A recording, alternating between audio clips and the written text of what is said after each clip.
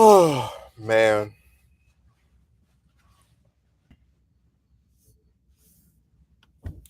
Well, here we are on another Saturday morning. I try now to get here before 10 o'clock. I'm only here about maybe 10 minutes early, a little bit over 10 minutes early.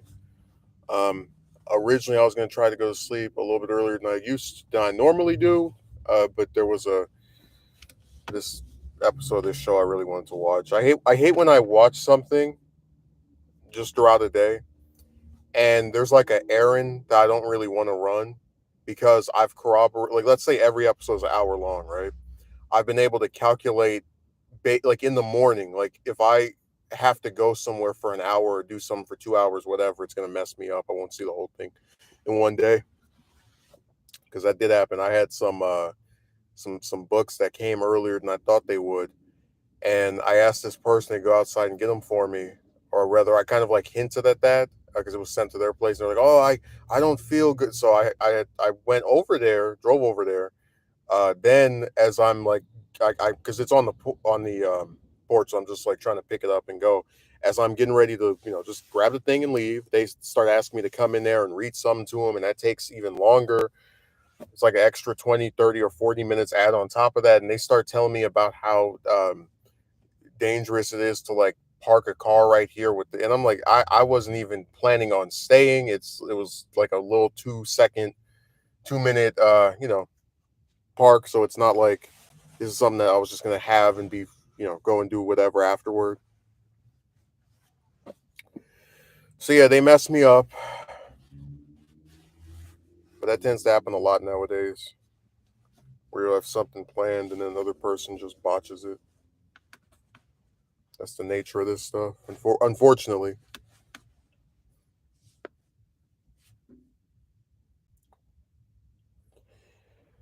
Oh man, I tell you, over here the weather is so interesting. Like, people, like, it's weird. I'm getting to a point where I feel like a heat expert, where if the heat is so, like, it's there, but it's not blazing enough for me to not be able to put the window up as I've done in this instance. That's one thing. And then other instances just so hot that if that even having the window up for a few seconds you start sweating. Like, I find that extremely interesting. Just in terms of showing the levels of it. But like I said, this has been a fairly obnoxious week. Um I'd say the worst day was probably Wednesday, and the least bad may have been yesterday. I don't know for sure because I was trying to save some gas and I still felt like I had to drive more than I wanted to. But at least since I ran my errands yesterday, that means the only thing I have to do is come out here, do this stream, and then I'm going right back into place. So that's one less thing I have to do today, and I am glad for that. And again, the weather's a little bit better than it's been over the last month or so. It's still not great or good, but it definitely feels like we're headed more towards the type of like September, October weather than the one that we've seen through June and July. And I'm excited for that one. I'd be less excited if my AC hadn't have broken out of nowhere, but it is what it is. I swear, I really feel like I barely even used that thing. Like, unless I was driving somewhere and it was a particularly hot day, because there are some times when I'm driving where I do get kind of, I'm not gonna say bored, but being able to like put the windows up and listen to some music, I always felt a bit of a. It doesn't necessarily take me out of driving, of course, because I'm still looking around, I'm still checking all the windows, whatever. But it added like a layer to it, like, hey, I can go outside and just kind of, I want to say enter a different world, but I guess disconnect from a lot of other stuff.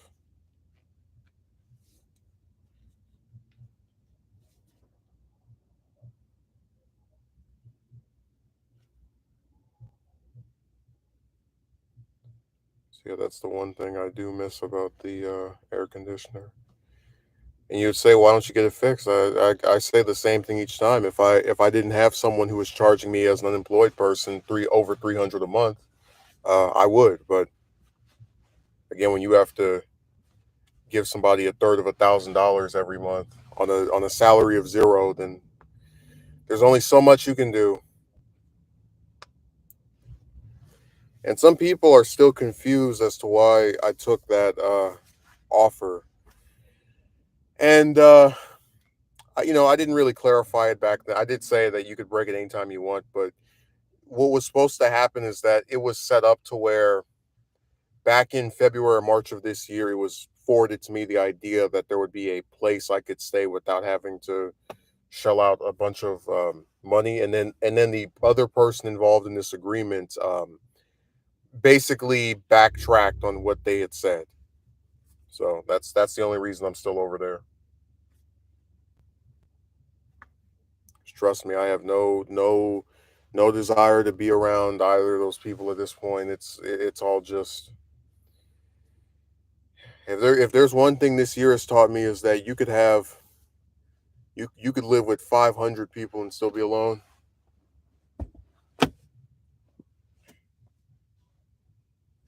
And I'm coming really close to doing a video about that topic. Just the fact that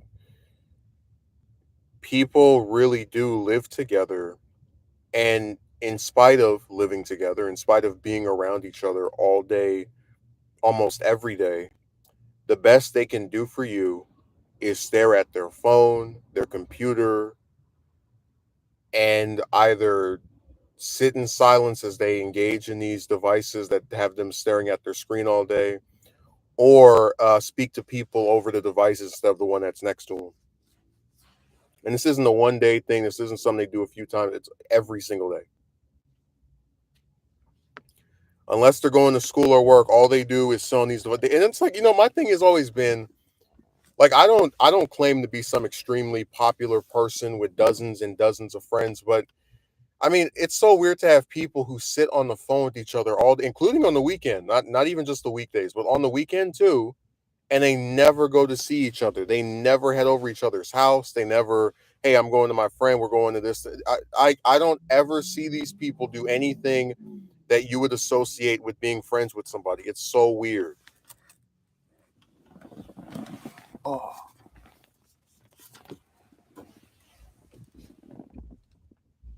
yeah, that was a mistake on my part. I put this thing too far away.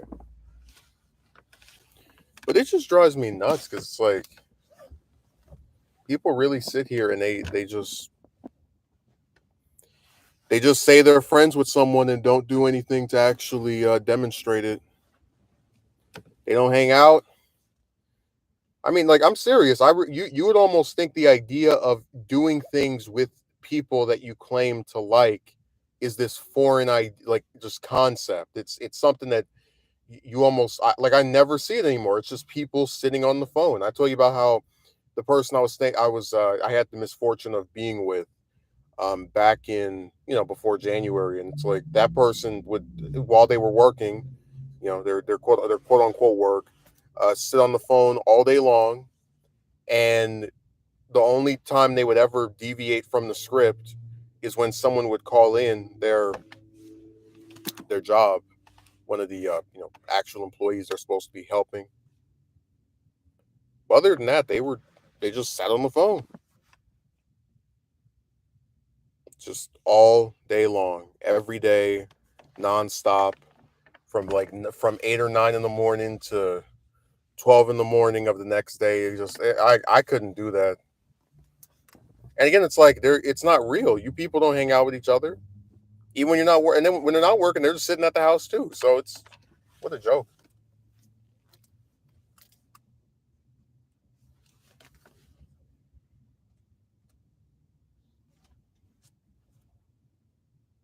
So I said, man, I'm just so tired of these people.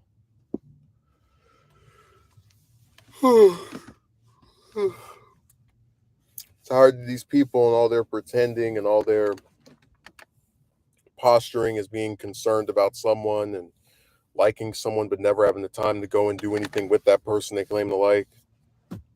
I'm sick of it.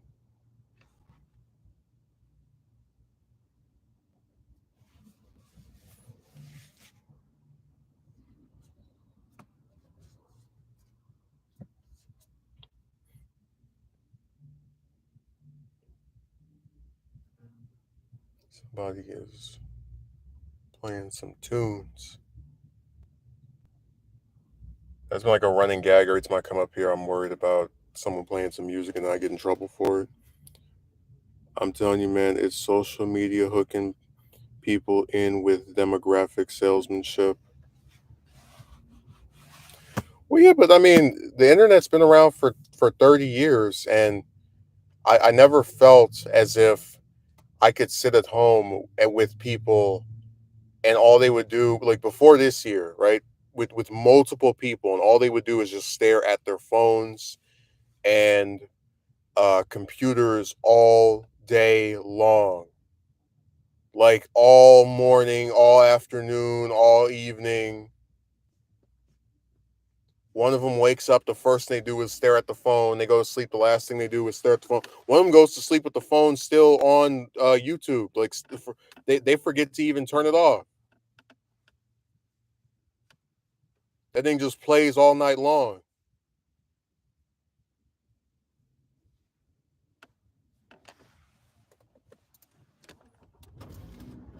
Well, let me see if I can hopefully not get drowned out by this music.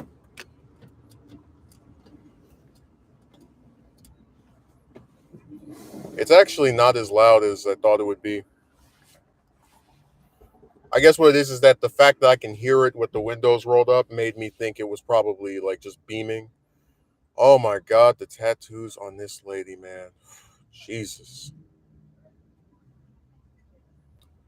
Pink hair, obviously dyed. It's like a dark pink. So I'm telling you, like I've never felt as if I stood out in the crowd. Like if I just walk somewhere, I feel just ordinary. That is the type of just I guess ensemble. Not even the clothes itself, but just like the whole unnatural hair color and bunch of things on the arms where I'm like, yeah, that would God, like it's not even just the arms, it's on the chest too, and then on the back. Oh my God. But she's getting in the passenger seat, so there's probably some guy driving her that's fine with that stuff. Personally, I'm not. I don't really like. I've already said before. I'm not a fan of tattoos. I'm really not a fan of the dyeing of hair either, especially to like extremely unnatural colors. Like there was a woman, not woman, a girl I went to high school with that was in the same grade as me, and she had her hair dyed like a greenish blue or something like a again an unnatural color, and I just remember thinking it was the worst thing ever and like in the world. I was like, why couldn't she just go back to brown or black or again like I don't know. I really do feel like I'm in an anime when I see those colors.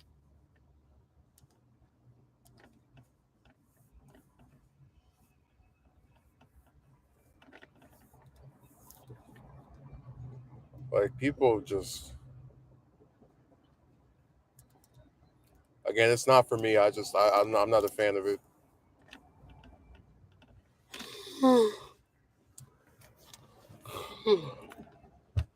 You can have them.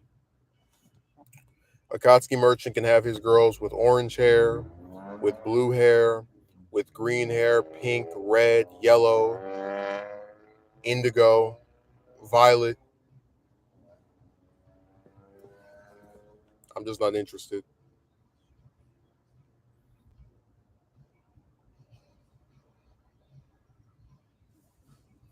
Here's another one that looks way more average. No tattoos, nice long hair. I'm not even like a fan of her, just general, I guess, shape, but she's a lot more, just I mean, I guess as far as like we talked about, not your first choice. That's one that I'm fine with. I like the look of that one because she's normal. She doesn't have any kind of like features as far and I'm not talking about anything that couldn't be changed, but just like the weird hair color of the other one or the like loads and loads of tattoos on top of tattoos. That stuff just I'm telling you, it just turns me off.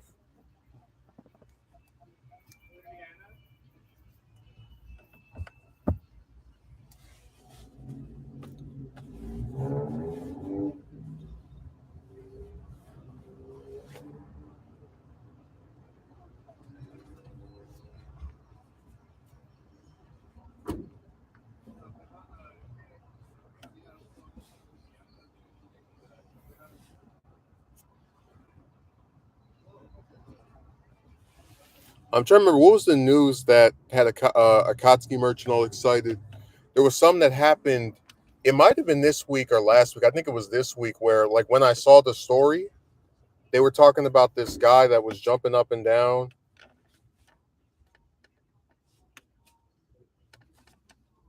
Trying to remember what it was.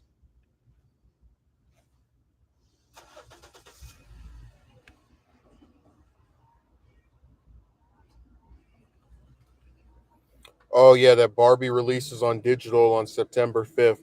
So that's great because now it means you don't have to keep going back to theater. You can just watch that home over and over. I know you're really excited. I can tell by your stunned silence.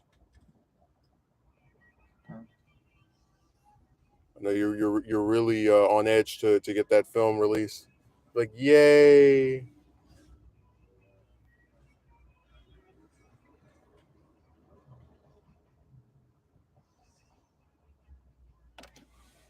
Is a thrilling prospect for you.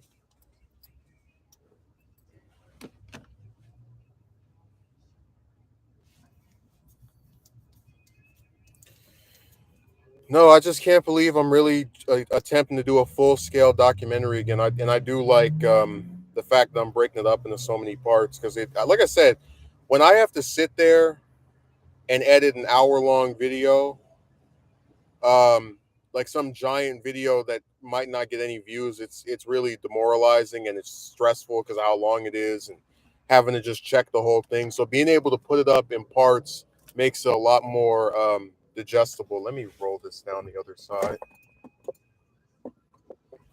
God, this stuff is just so loud.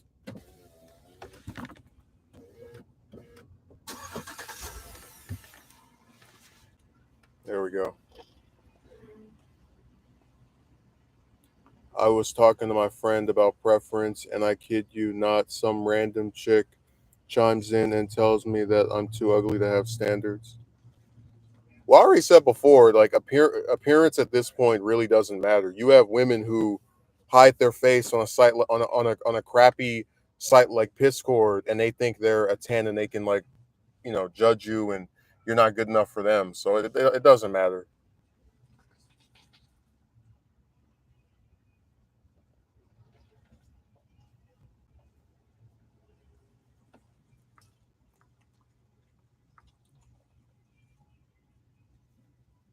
I'm still laughing at a lot of the rhetoric that people use for chicks. It shows you a lot of people, even if they're adults, they have these extremely childlike belief systems. Oh, she's overweight, but she might have a good heart and she might be a nice person. Like, I mean, okay, but so could one who's not overweight. What is your point?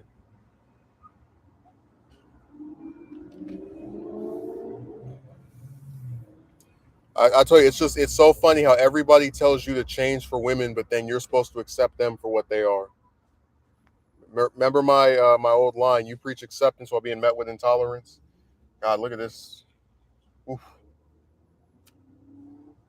And it's the same thing where the guy is skinny, or like maybe maybe not entirely, but he's like a little bit over, right? And the woman is just full on. I mean, I'm telling you, I keep noticing this every time I just sit back and look at these couples, especially ones that come up here. It's that same pattern. I don't know why that is. I'm not some psychiatrist. I'm not a dietitian, but I'm noticing that more and more.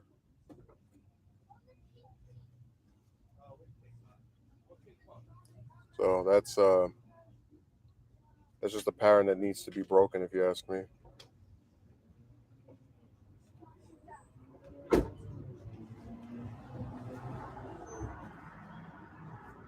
And I'm not trying to be someone that just sits here and analyzes people. I know that there's stuff and stress that we all go through, but like I look at the kids, they're all normal. They're all regular size. They're all, they all look healthy.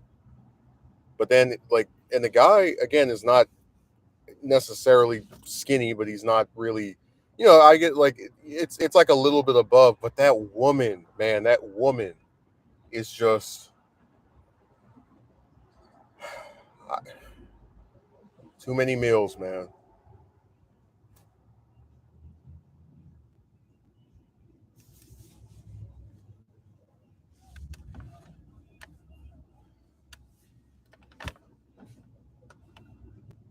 So I said you could have them. Kotsky Merchant, if you want her, you can have her. I'm not going to complain. I'm not going to get mad. You can take her. She can be yours. She then went to say that no woman wants me anyway. I guess that's because she said it. I guess it's true because she said it. They don't want me either. I mean, no one is good enough for them. Why do you think we have, what was it, 60 something percent of guys that are like in their 20s or younger are not with a woman in America? I mean, come on. We already know that this is the era of men not being good enough and the high ego of women reigning supreme.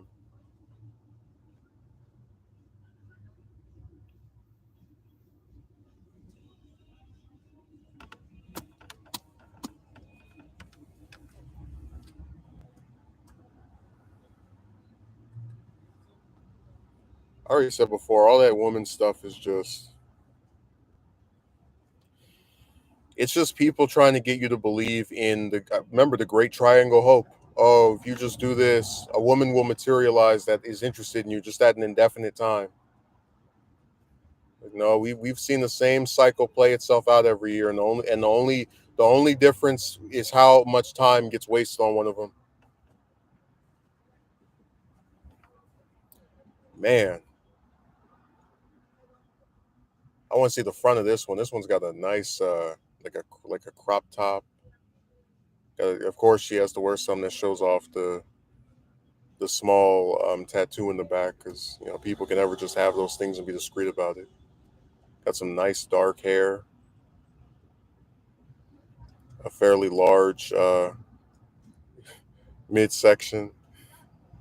I guess what's the way of describing it in a PG way?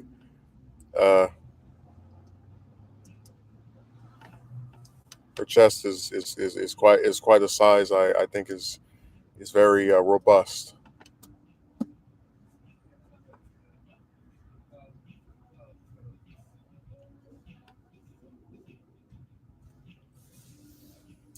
Is that the best one I've seen that came up here today?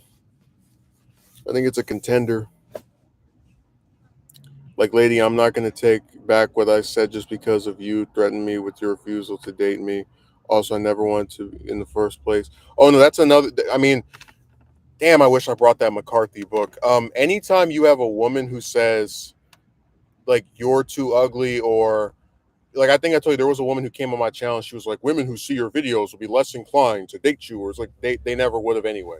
So that's just a red scare, fear tactic where they try to make you afraid of like expressing your opinion out of some like by trying to assert the belief that it's going to make women who already weren't interested in you not be interested in you, but it doesn't work because like I said, you're already where you are, so at this point you have nothing to lose. That's like telling an employed person, oh, if you you know I don't know, say this, then places won't hire you. They was like they already weren't. We're gonna have the romance red scare video where it's just talking about all the little fear tactics.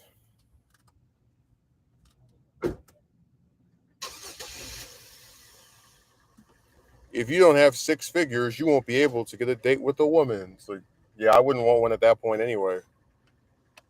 Literally, the more money you have, the higher the chance of running into a one of those wonderful chicks that certainly is not with you just for money. That's why they only come around when they think you have it, but they're totally not with you just for money. So I said, man, people just who they think they're fooling. I have no idea. Oh, this person get trapped in here? Yeah, they did. I was wondering what was going on. I because they stopped moving, and I was thinking, oh, maybe something happened to the car. No, they're trying to get out of this little spot we're in.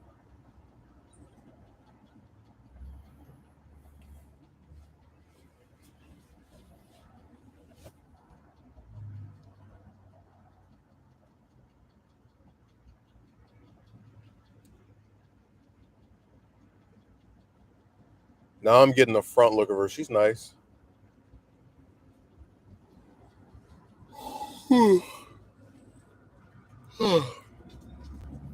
I still probably back in the day wouldn't have asked her out because I would just get tired of it. I'm not really a fan of the tattoos, but definitely on the better end of the spectrum. I'll say that.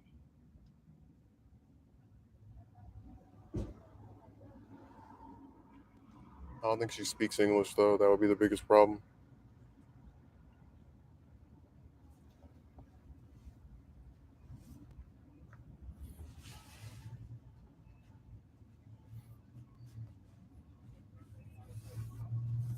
She really thought I was gonna lie, like fall to my knees and beg for her triangle, because that's clearly what her egotistical self wanted. Well, I already told you. You see one, you've seen them all. It's the same thing every time. And then this guy is coming up here using all this bad language. I mean, it's ridiculous. We could have children around here. So I pulled up in a red Camaro. I'm trying so hard to not call it Cliff Jumper. I remember one of my favorite toys from the 2007 Transformers line was Cliff Jumper. He was a red redeco of Bumblebee, and he had the gray stripes, like a whitish gray, grayish white stripes.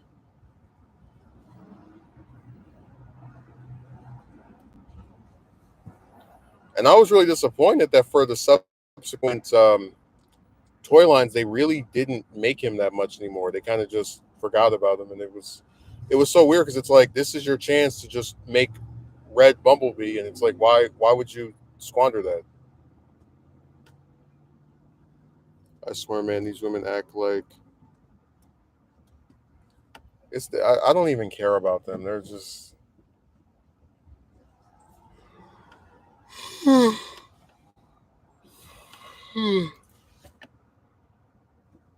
whatever to me.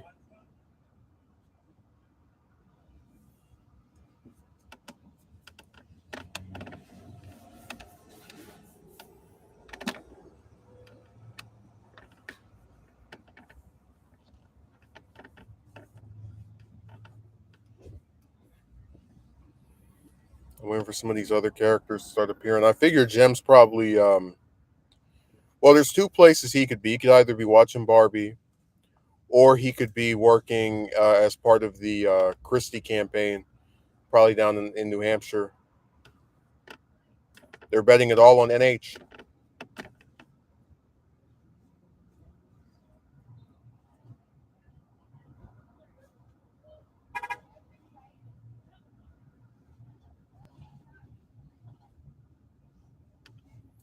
Tell you, that line is just the most bipolar thing in the world. Sometimes it's full, and then right after being full, it'll be completely empty. Then it'll be empty for like an hour. Then it'll start being full again.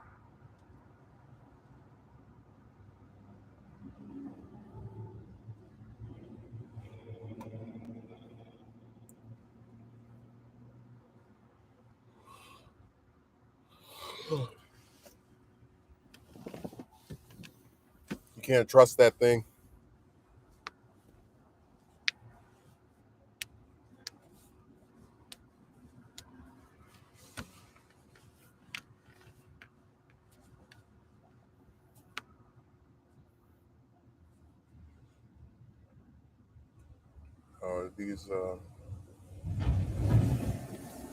These people are just all over the place. I tell you.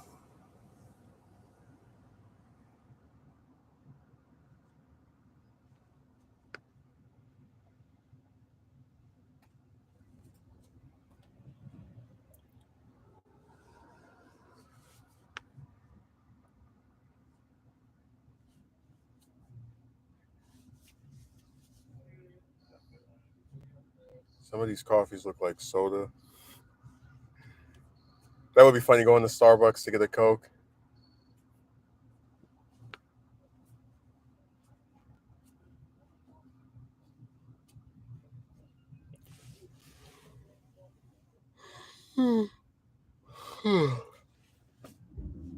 I say he parking handicap. He's clearly not disabled in any way.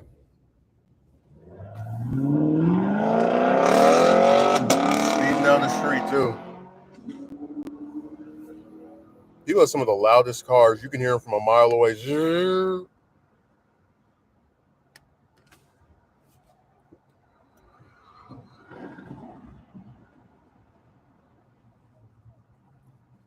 I didn't even know. I don't think they sell soda. I hope not.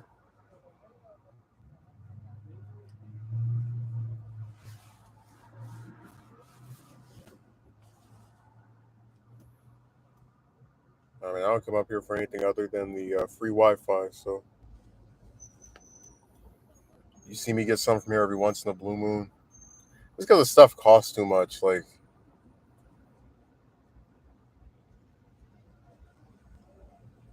I'm really not kidding when I say it. Some of this stuff just costs too much. Like I personally, I don't think any beverage that's not alcohol should be more than maybe $3 or $4, and even $4 is pushing it. It depends on the size. I just don't think it should cost as much as it does often. You can call me this one person said old fashioned. I just don't think certain types of products should cost as much as they do. Just like a lot of times they put out a new book, and I will be the first one to tell you it costs too much.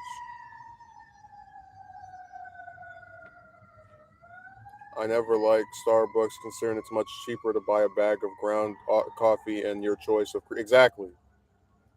But I don't even care that much for coffee, so it's like I can take it or leave it.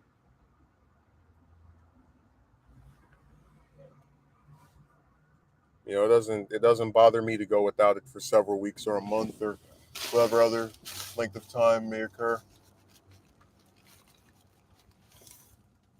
Mm. But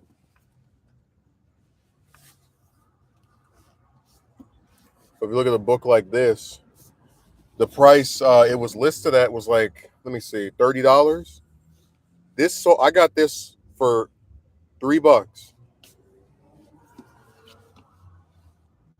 and I said, "Wow, what a deal!" It was a deal. You get some 90% off. I absolutely would get it.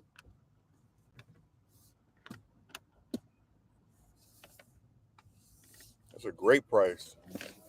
Anytime I can get a book for it was on Amazon. They had it on sale. Hey, Akatsuki merchant, don't pretend to be interested in Patrick Leahy. I never once heard you talk about the former senior senator from Vermont, and the actually the third longest serving senator ever, only behind I believe Byrd and Thurman. No, Byrd and Inouye from Hawaii. So don't pretend to be interested. Is it Inouye? I don't Yeah, because he passed after Kennedy like 3 years later. But yeah, don't pretend to be interested. Don't pretend to be enthused. Don't even try, because we can detect you very easily.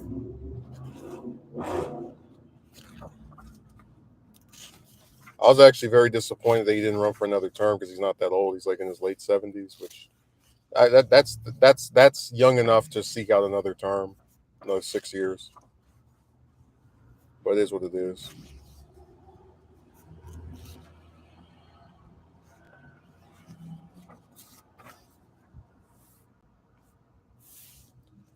Well, dude, on sites like eBay and on Amazon, people sell stuff.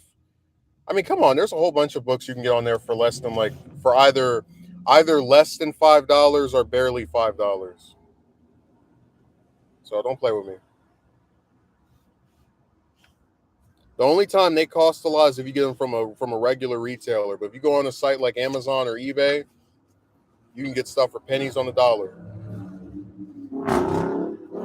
Hell, really, the only books I see that go for big prices on sites like that are maybe mangas, which anytime you have a comic, that's going to sell more.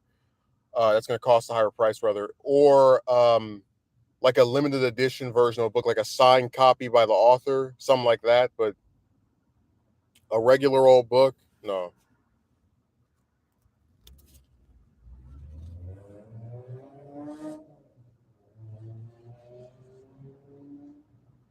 I mean, you should already know you can get that stuff cheap. Nobody cares about reading anymore. Did you forget? We can't even get people to read books with pictures, let alone an actual novel. Like, come on,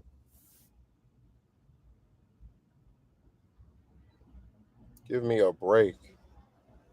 You must be kidding.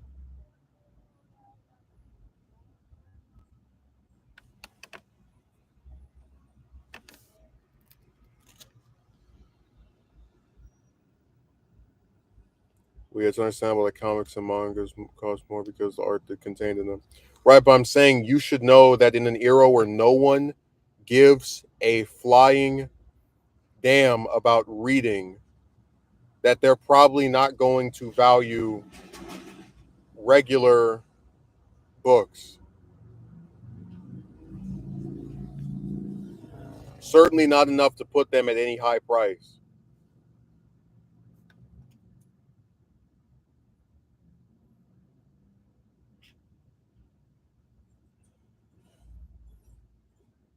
I mean, give me a break. Where'd I get it? Go on Amazon or eBay for 5 seconds. You'll find all types of memoirs and novels for 3, 4. I had one seller on eBay. I'll never forget. It was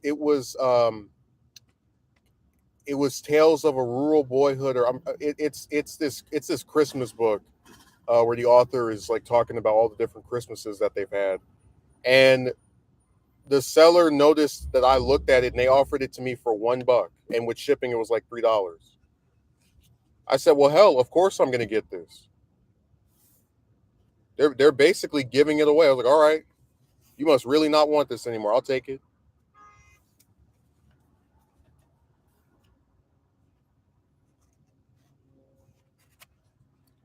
Yeah, people don't like to read, which is why I'm not surprised when I meet someone who is incomprehensibly uneducated. Yeah, but it's like the ineducation is getting to levels of extremes now. I mean, like I said, I have a person who loves to bring up a certain German chancellor. You know which one I'm talking about.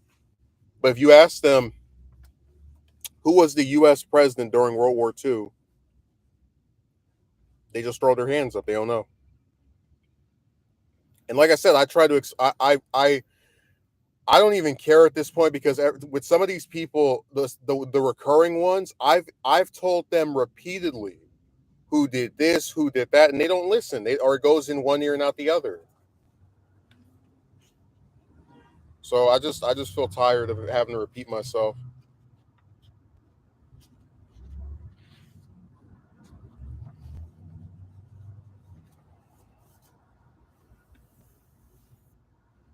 I'm just laughing at you believing that, like, oh, I'm surprised you're able to get a book for only a few dollars. Like, really?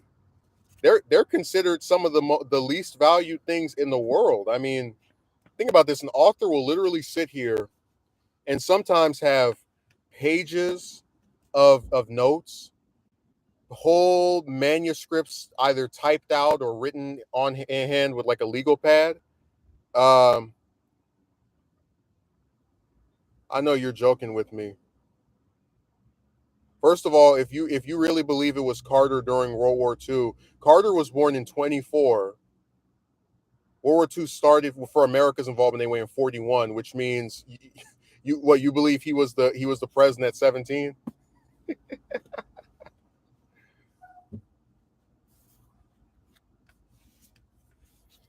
Like I said, if you want to know, you can just look it up on Google. I'm not about to sit here and give people history lessons. I'm done with that. The only time you're going to see me give a history lesson is if I do a documentary. which I'm currently doing one of Johnson. Part one should be up this week, if not next week. It'll probably be roughly 20, 30 minutes long. And it'll cover his life up until he became a congressman.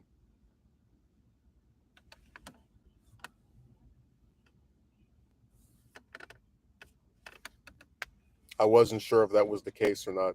Dude, just use basic mathematical functions. Like if you know that there was a war in the 1940s, and you know that someone was born in the 20s, and you know you can only be president if you're 35 or older, what logic is there to saying that person that didn't become president until the 70s could have been? I mean, it's just like that one girl. Once when I was in class, this girl, they asked the teacher asked who won the 1932 presidential election.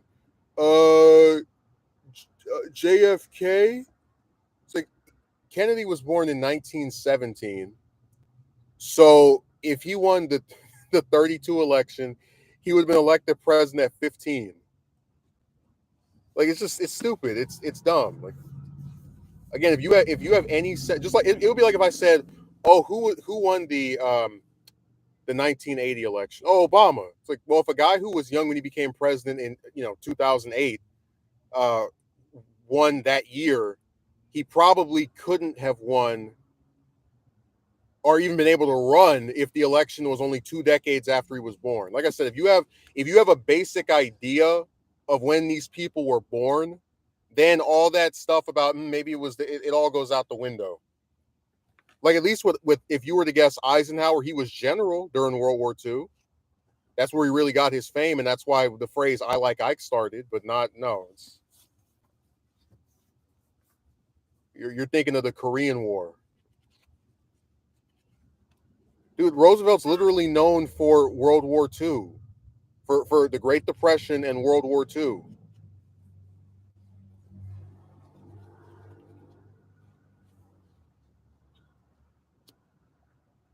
I mean, come on.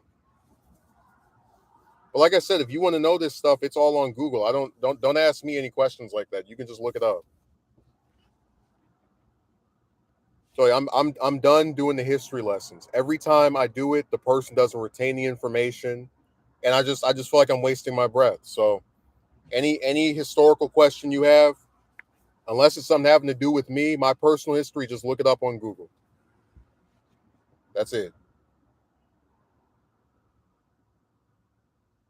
I'm through. Had this guy sat down 3 times and tried to tell him about Jesse Jackson, first African American to run for president and win multiple states, get millions of votes, completely defied expectations. People didn't think he would get anywhere near that far. And I asked this guy, are you going to try to remember who the first African American was that ran for president and won multiple contests is? Maybe. When I heard that crap, I said, I'm done. Well, dude, listen, like I said, I'm more sympathetic if it's the 19th century, but if it's the 20th century, this is all stuff that was in relatively recent history. So it's harder for me to be understandable towards it. It really is. And like I said, you've got your computer and your phone. You can type this stuff in and look and check before you type anything. I don't have a script, and if I want to look something up, you're going to see me grab my phone. So I can't even pretend to know what I'm talking about if I don't know what I'm talking about. Is what I'm getting at.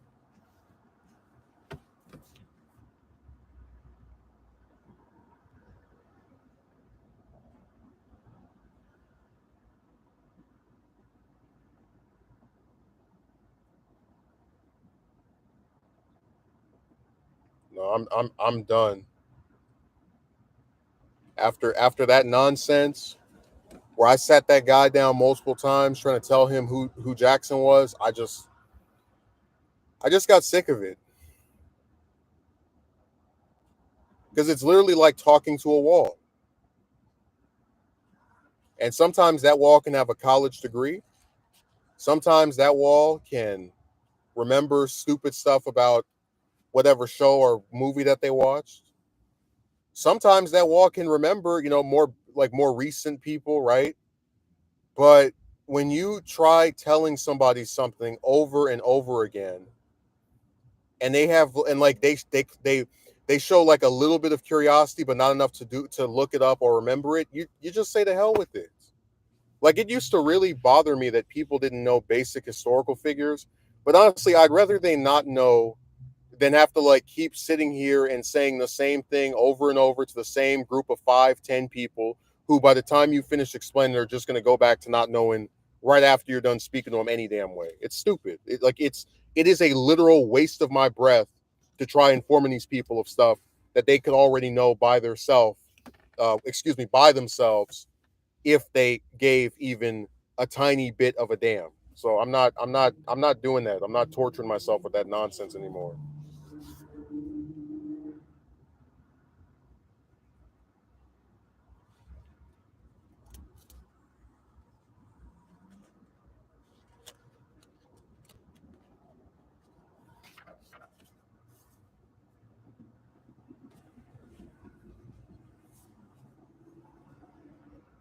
It doesn't matter who the person is. It's if it's someone who existed, who's not current, or did not was not in prominence when that person was around, you can count on them to not know who they are, no matter how big they were. I mean, just imagine the insanity of, as a kid, hearing all of these memorials and all of these people on the radio talking about Ted Kennedy when he passed, August 2009, right? And here we are a little bit over 10 years later. I go up to a man who was the same age as me when this happened. And I say, "Oh, you remember Ted Kennedy, right?" So I, it doesn't matter who it is. I guarantee you, in 20, 30, 40 years, you ask people who Obama is, you ask kids who Obama is, they're gonna say, "Oh, the black president." That's the only thing they know about, if they know anything at all.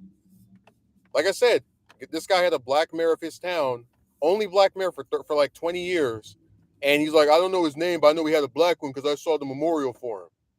Even though you can just go on Google and type in mayor of and then look for it, but he's too lazy. So they're gonna do this to everybody.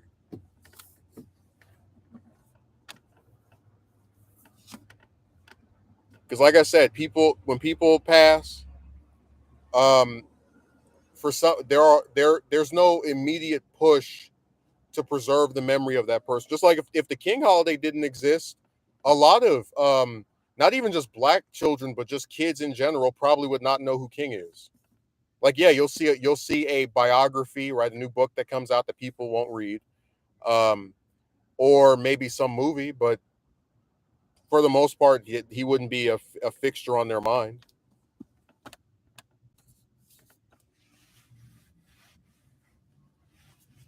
And even the people that they can recall, like Washington, how many of them can actually tell you anything about him other than he was the first president of the United States? How, like, literally, what can they tell you about him besides that? No, it's like even the people that they can recall, they still barely know anything about. I knew one woman who voted for Obama in 2008. So this is a person who was like 30 something, right when that happened, that election. They said they didn't even know what he was. Like they didn't know he was a senator. They didn't know he'd been a state senator before that. They just thought he was this random guy that ran for president and won. It's really sad. Because the Senate is one of the two chambers of Congress and arguably the more influential of the two.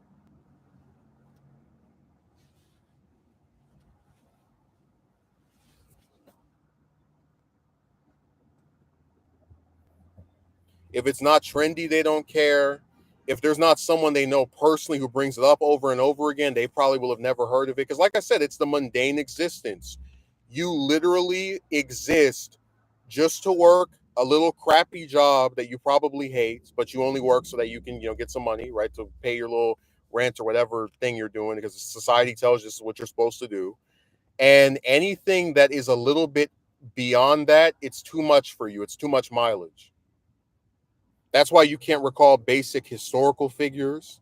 That's why if you know of any of the previous conflicts revolving around your own damn country, you know very little about them. It's really pathetic. But like I said, I call it that for a reason. It's the mundane existence. It's people who just exist to go to work or go to school, and maybe they like a show or a movie here. Maybe they want to date some woman or some guy or whatever.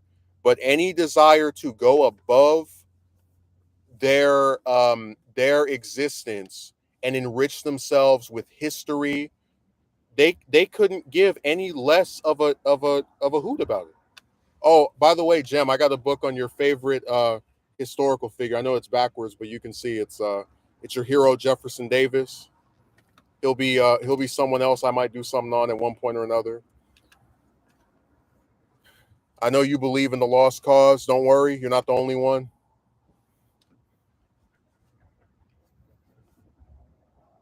I was going to tell you the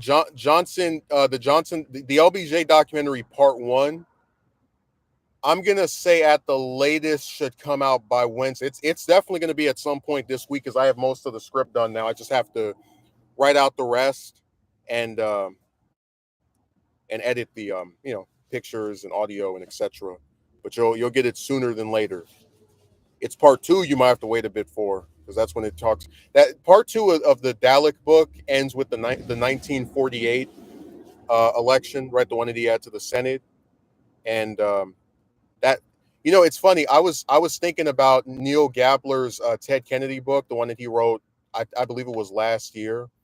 It's a 2-volume series, and how the section on Chappaquiddick was like the most boring part of the whole book for me because it's just the monotonous detail of this scandal that I really have been tired of people talking about over and over again.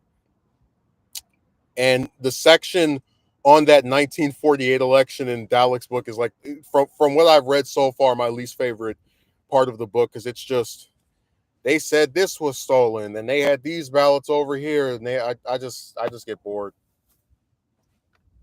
Like all the stuff with him, being in office and making things run efficiently. That I find that interesting, but it's just when you get to those like controversial sections, the authors feel like they have to devote a lot more detail to the play by play of it, and I just start rolling my eyes.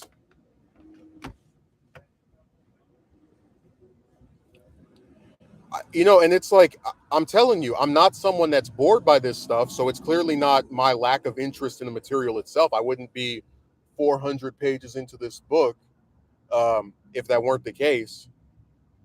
People really will just hit you and they don't even care. Like I'm telling you, I would be so nervous to do that, but they're fine with it. They're like, oh, they absolutely embellish. No, no, Dalek's book is a credible one. His book and Caro's are the two most cited works on Johnson besides the Randall Woods. I think it's Ambition of Power. That's like the other one.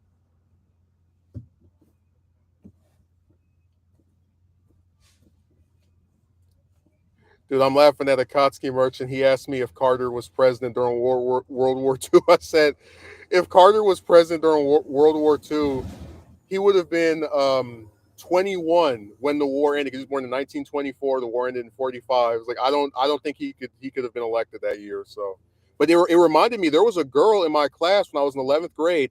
They asked her who won the 1932 presidential election. She said it like she kind of felt it was wrong. She said Kennedy, and like that's when I told one of my associates JFK was born in 1917. So if he wins the 1935 election, that means he was elected at 15 to the highest office in the land. We had a teenager as president.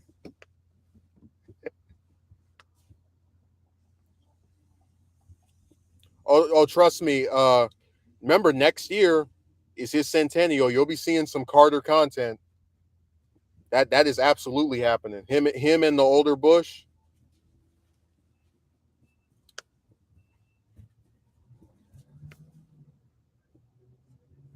No, you're definitely getting something with Carter. I have like some CC. Dude, if I did one on Carter, that'd have to be a trilogy. You'd have to have the early life to when he was governor of Georgia, when he runs for president. That would be part one, right? Part two is the presidency, which would be like 2-3 hours long. And then part three would be the post presidency, which honestly should be as long, if not longer, than the presidency itself, because he's had the longest retirement of any American president.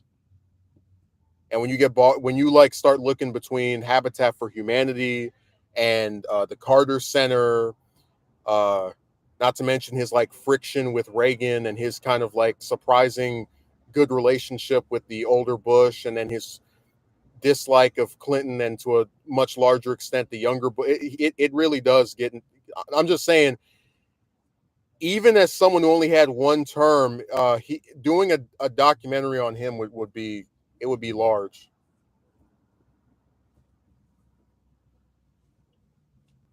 Well, Ford got saddled with a situation that nobody would be envious of. He didn't even want to be president to begin with. So he will always have nothing but my sympathy.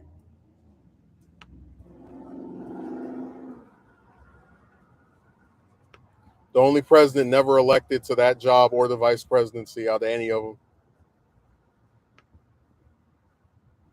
It was only there for what? I mean, you could say the same thing about Kennedy. So don't come on, don't play with me. The difference is Ford doesn't have people trying to tell you that he was one of the greatest ever, and oh, he was so amazing, and da da da da. They don't try to like worship him the way that they do Kennedy. So I I'm a lot more patient with his reputation than with certain other ones, if you know what I mean. Now, really, the only egregious thing with him is having Kissinger as Secretary of State. That's it.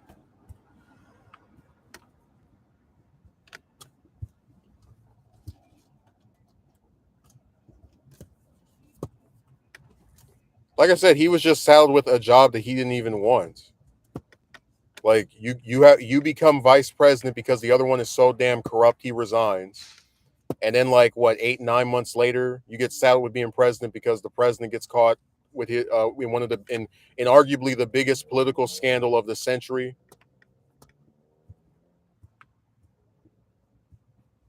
So again, he has my sympathy.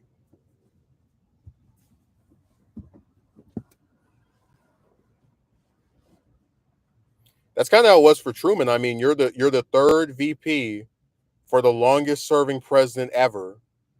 And after 80 something days in the job, you get called to the White House and he's deceased. And now you're being told about things you had no idea about, like the Manhattan Project. Only a little bit of them. I know when I went to the library, they had some that you could apparently listen to.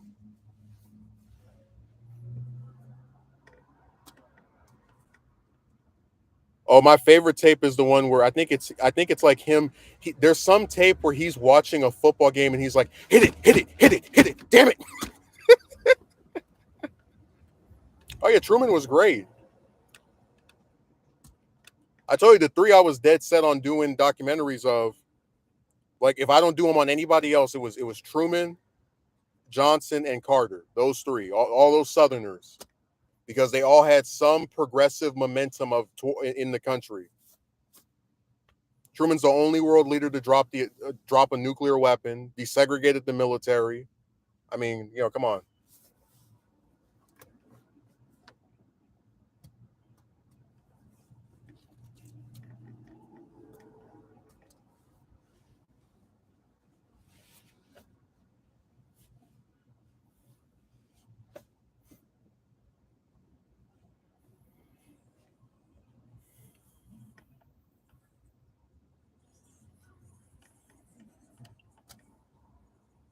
Like I said,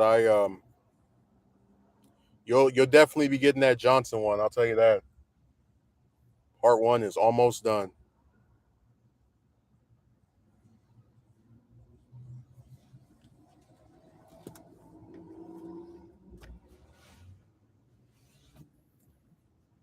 It's been a real interesting ride. I can tell you that, just reading about all this stuff and kind of translating it to paper.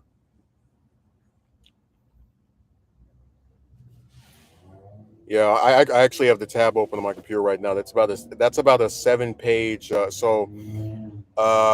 say it's probably going to be it's going to be at least 20 minutes. I would say.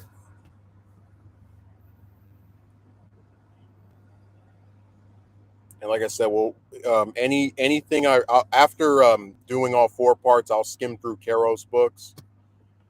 and I'll put in because there is some stuff I cut out. Like I don't have that much of his ancestry in there. I do have information on his parents, but it's not like it doesn't go back all the way to his just like the whole family tree stuff that they like to do with some of these.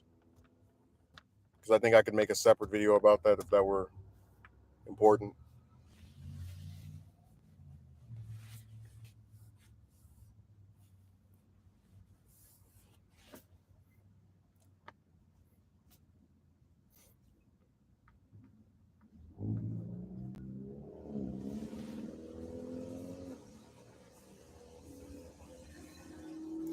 No, Nixon is definitely one I wanted to do for some time, but like I said, the problem is it's it's just not as easy to do one on him as it would be for a lot of the other ones. Like with Johnson, if I cover the presidency, there's like a story arc to it where you come in at the end of this other person's term, really close to the end of it, to where there's only one full year left if you don't run for another term, and you're able to pass within that year the Civil Rights Act. You get elected by one of the biggest landslides ever, and then it's basically all downhill from there. It's not downhill in terms of the stuff you're able to pass, but uh, it certainly gets lesser and lesser and lesser.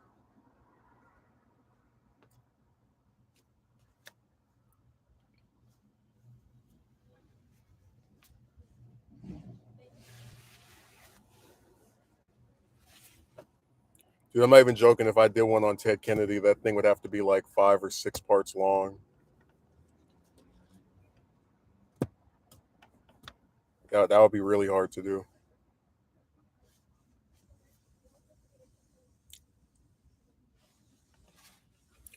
I think it was the National Press Club or some other group had they put up some speech that he gave in during his 1980 campaign, and he was talking about Carter was avoiding debating him. I was like, wow, it's kind of funny to watch that now and just think of how we're seeing the same thing with Biden and Williamson and RFK Jr. where we're like they're just being avoided.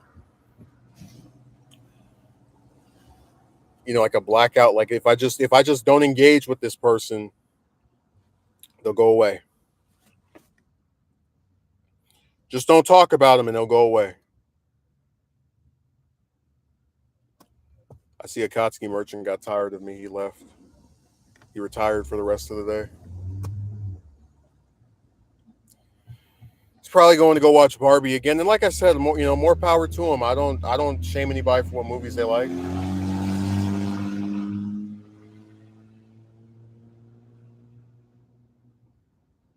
This lady came up here. She has I'd say a nice dress, little black and white striped. It's like black with white stripes, I should say. That black's the more predominant color, but she's got the most like pissed off expression. Some people just are miserable. Her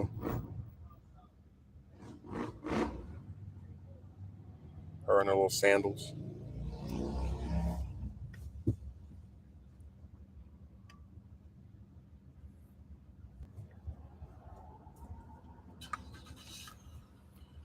No, I'm really I really hope I didn't offend Kotsky Merchant about the book thing where I was talking about how I got Patrick Leahy's memoir for Amazon had it on sale 90% off for $3. So I was like, yeah, that's a hell of a deal.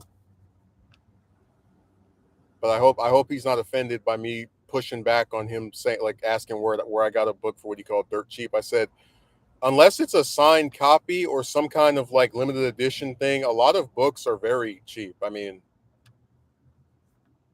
like no books are some of the most undervalued pieces of material out there.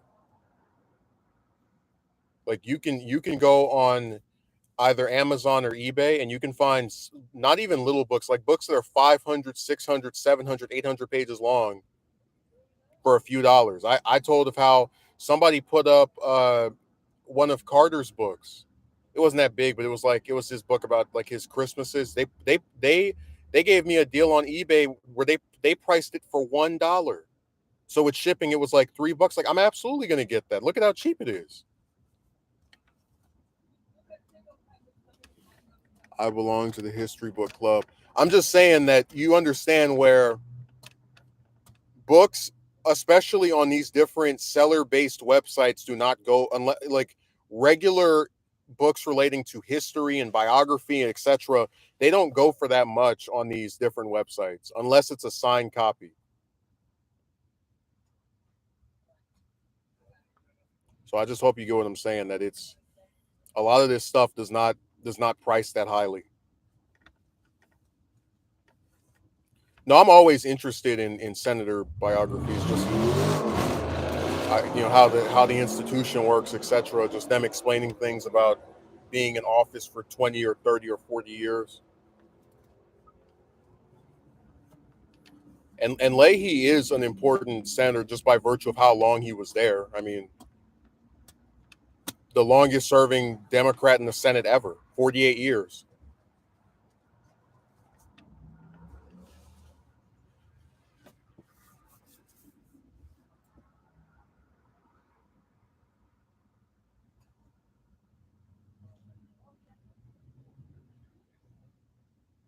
So he's very important.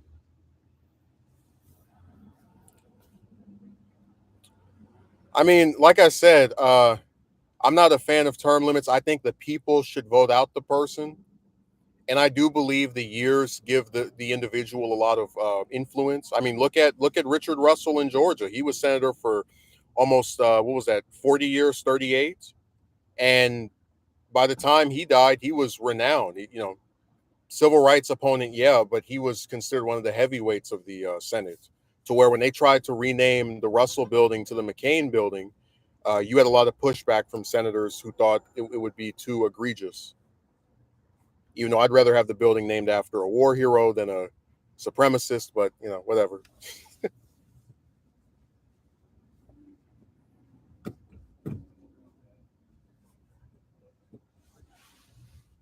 And dude, you already know damn well that Ted Kennedy got the influence that he did because of how long he was around. If he had retired back in I don't know 1970 after Chappaquiddick, nobody would talk about him at all. They would say, "Oh yeah, JFK had this brother that was senator for like a term and then he just gave up." So you already know that those terms let people build influence and accomplish things and actually, in many cases, go down in history.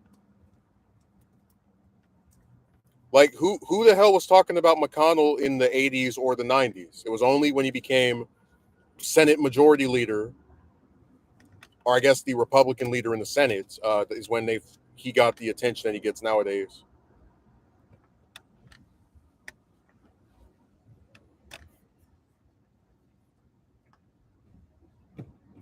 I'm just imagining the alternate universe where Ted Kennedy gave up, like just did not run for a second term after the Chappaquiddick incident, where just he just goes down as the brother of the slain president and attorney general who could have amounted to something but chose to just throw in the towel and take care of his family after that. Like just like literally nothing would have accomplished at all except maybe the what was that immigration bill in '65? I'm forgetting its name.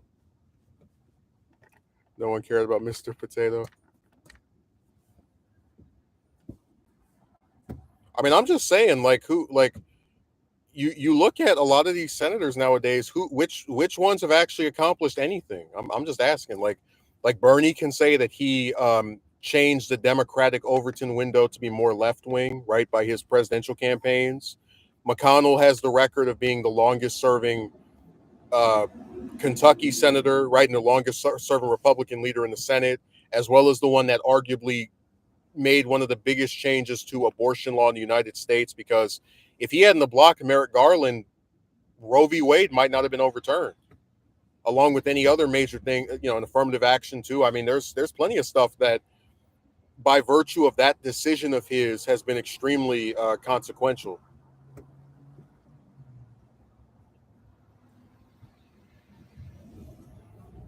So whether you like him or not, McConnell is important. But whether you think he's great or not so great. That's the reality.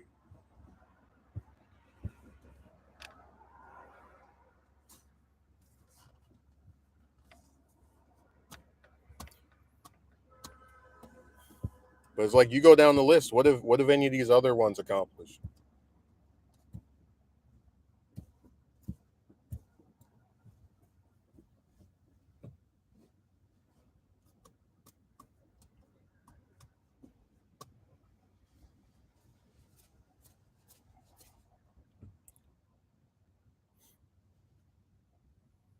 No, it doesn't look like Megumi's going to show up today. He's out watching Barbie too.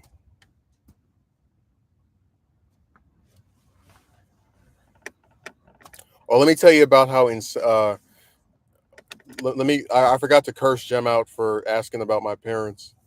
He's trying to get me in legal trouble. He's like, please reveal to me the names of various people who did not consent to be mentioned on your stream, so that they can sue you for any libel that comes about.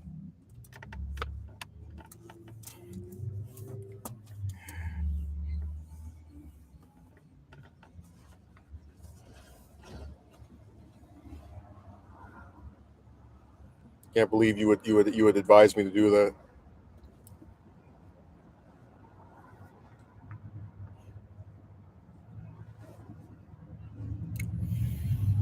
Oh man,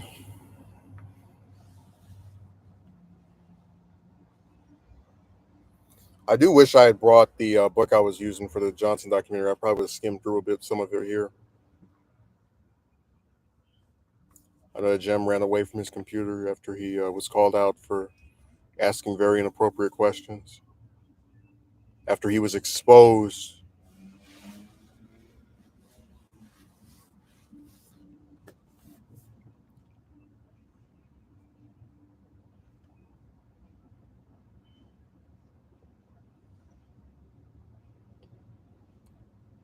No, I'm just waiting for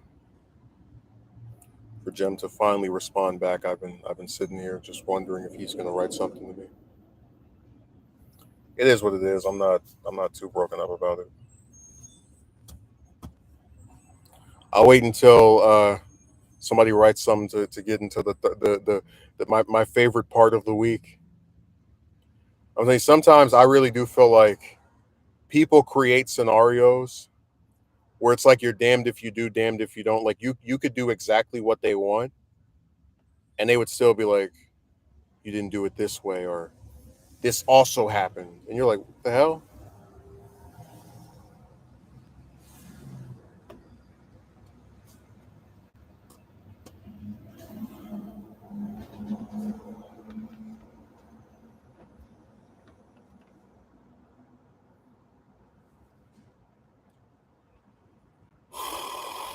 Mm. I'm telling you, Saturday is the hardest day of the week when it comes to getting up early to do these.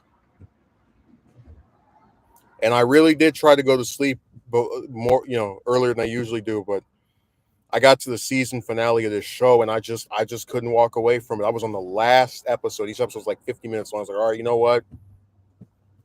I'll just delay going up there. I might have to push it back by an hour, 30 minutes, whatever. But I got to see this. I was on the edge of my seat. I'm not even joking. Like I couldn't to get that far into the season, have the cliffhanger they had. I had to see it. Couldn't go to sleep.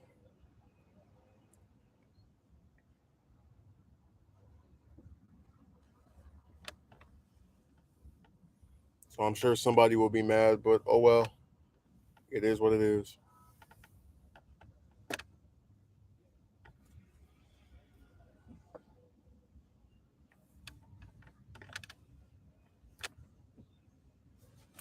I'm sure Jem will say, how could he show up later than planned just so we could watch a show?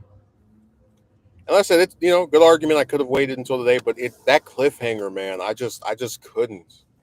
Metaphorically, of course. Like I'm talking about when there's something that's like exciting and you're like, oh man, what happens next?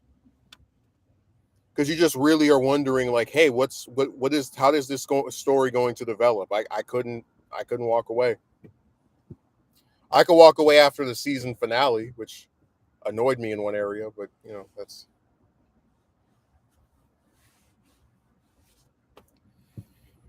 I mean, I'm debating watching the last half of the show because people say it's not as good as the first half.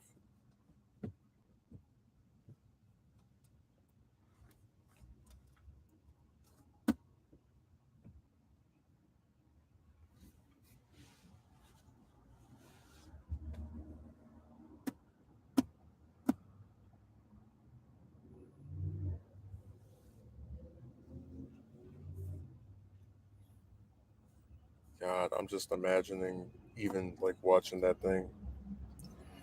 I think what happens is that they have these shows where from when they start up until a certain point, they have the same main cast.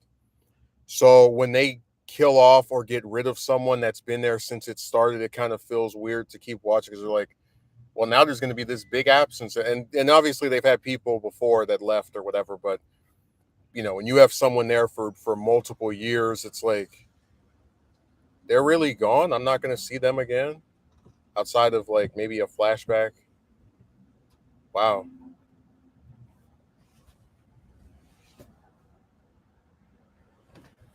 And again, they do it for shock value or to they call themselves moving the story forward, which that's debatable in my opinion, depending on what series it is. But I just think a lot of times they kind of like underestimate that an audience might feel like the shock in the moment, like, wow, you guys really got rid of this person, but then kind of annoyed after that because it's like, well, what are you going to do with them not being here anymore? Are you going to do something interesting? Are you going to honor them? Are we ever going to see them again in flashbacks? It's just one of those things where I don't think they understand the full like why doing that can be contentious, why people can kind of like sort of what's the way of putting it, be turned off by those types of decisions.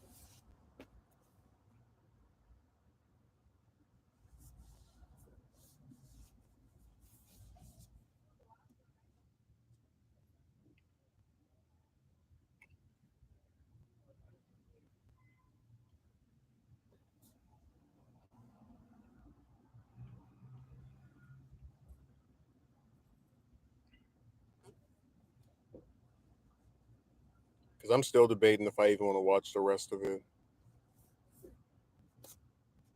I'm just imagining what it's like to. I don't know. Shows that do that are just they always kind of irritate me. Because again, it's surprising when you first see it. It didn't surprise me this time because people were like saying, like it was revealed beforehand. Um,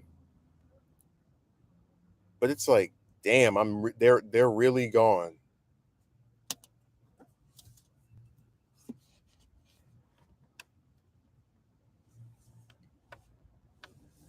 I definitely can understand why people say stop watching after this. I get it.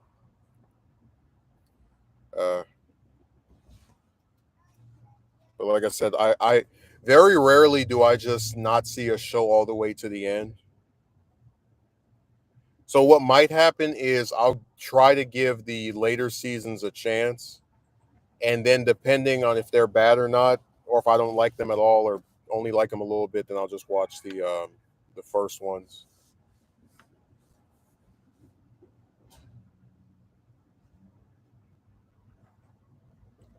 and then from that point we can make a determination. But I don't know. I've very rarely had shows where they have a section I really like, and then the rest of it I'm just like, okay, I don't even bother with it.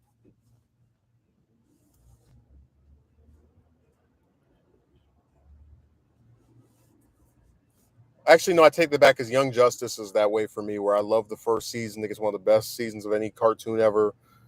And then after that, it just tanks because it takes away what made the show great to me. It instead of the six characters who all got development, even some characters who weren't necessarily part of the main cast that got you know some kind of focus to where I felt like I knew them. They throw in all these new characters and really only focus on one of them, and it just feels like they didn't fully expect to. I don't quite understand what the thought process was for that, but it's a whiplash because it's like everything that worked about season one is basically no longer there. I mean, even the characters that they developed in season one, they barely are in the season. Half of them anyway, making even more of a tonal whiplash. So that's one show where I would go back and rewatch the first season. After that, throw the rest of it out.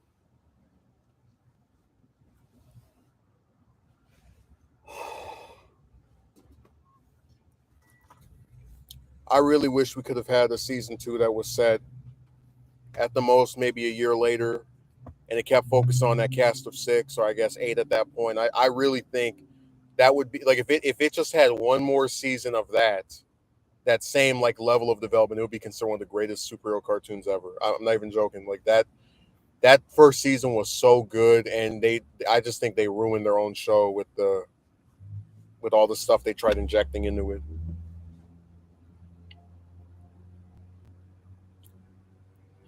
So yeah, that's one series where season one gets a 10 out of 10 thumbs up.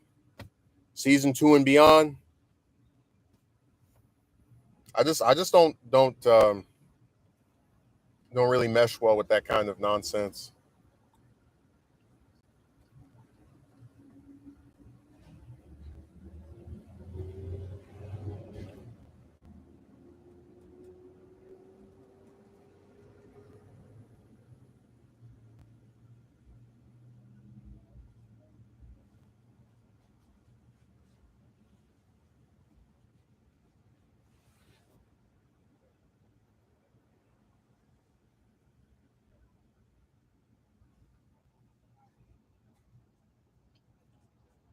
I always remember one of the lines that somebody told me about the Dark Knight, and I just think it's interesting. They said that the reason the the Rachel death works so well is because, generally speaking, in superhero films, the love interest never gets killed off, but also because they have him save her successfully during the ballroom scene, which kind of in the mind of the audience makes her safe. Like, okay, you got to save her at least once a movie, whatever. And then later on, it's like it was all for nothing, just like just delaying the inevitable in a way.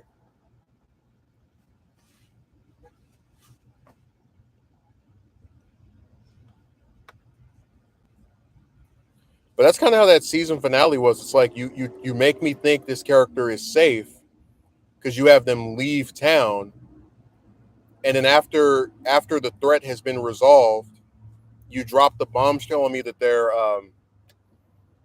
that they didn't actually go right, or that they were going to go but they came back, and then you reveal what happened. It's like that works really well.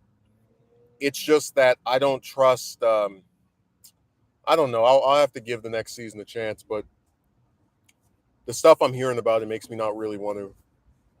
But I most likely will try to at least see some of the next season, and then depending on how frustrating it is or how much I might miss that one character, then I'll just not go back to it. Do feel really bad for the actor. It's always lame when like an actor is best known for a role, and then they get like axed while playing that role, because it means that the thing that they're most associated with is like some that they're not even in all the way.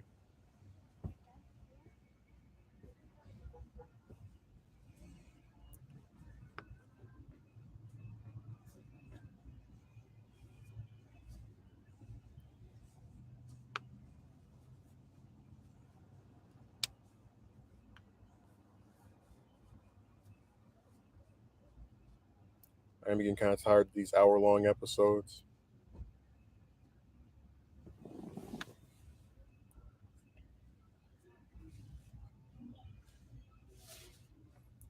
They just go on and on and on and on. What it is that when I'm watching something and I have a set number of hours or days or whatever, my mind starts thinking about, oh man, I'm not going to be able to see all of this. Because when I get really into a story, I'm like, yeah, I want to, let's keep going.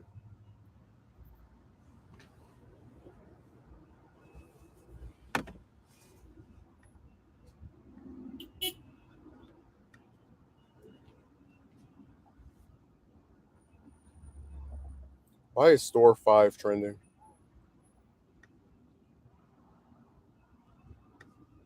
Oh, they said it's in development.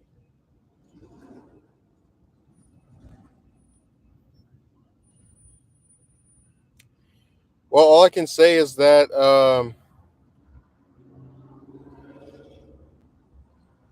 I probably would want, I don't know, Beta Ray Bill or Enchantress.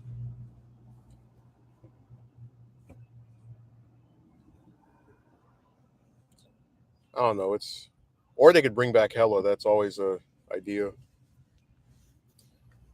I'm not really that excited for Hercules because I don't think it's gonna be. It'll probably be resolved at the start of the movie, from what I'm estimating, which is lame because I really do like the idea of this big clash of gods that's like on Earth and causing all this damage, and you know that would be cool. But I don't think they're gonna go that route. Still laughing at the person that said it flopped. What other platforms? I barely even use any other sites.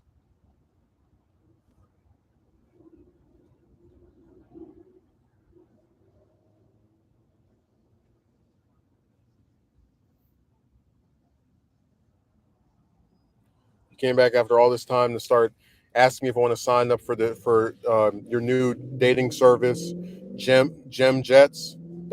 Really? You came back after this long to ask me if I want to apply for a 25% discount on my monthly membership? I mean, that's ridiculous.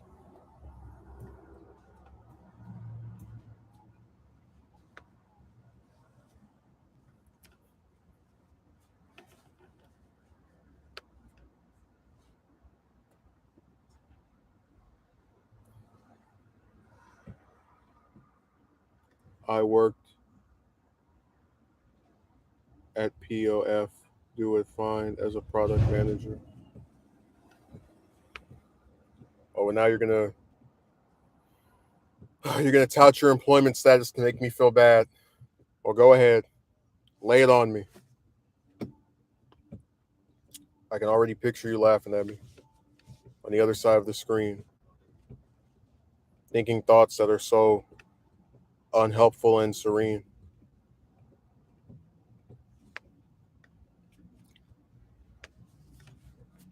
No, I saw what you wrote on Discord about me, Jim, where you were saying that if he really makes that Johnson documentary, I'll finally have a channel worth watching. I saw it. No, you didn't work for it. Yeah, you didn't just work for a dating service. You owned the dating service.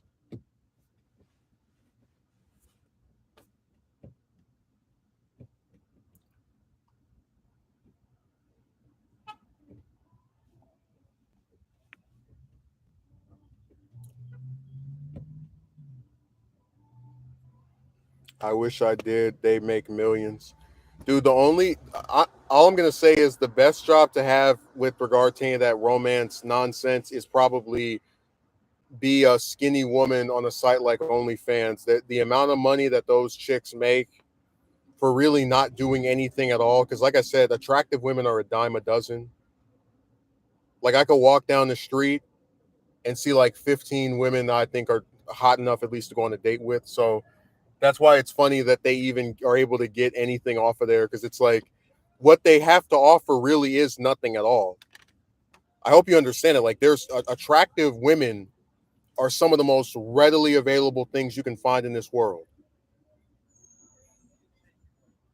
Dude, there are women who are actually like accomplished actresses that have appeared in multiple shows and movies, and even they don't make as much as some of those chicks on there. That's insane because they actually have to have the talent of acting, being able to emote.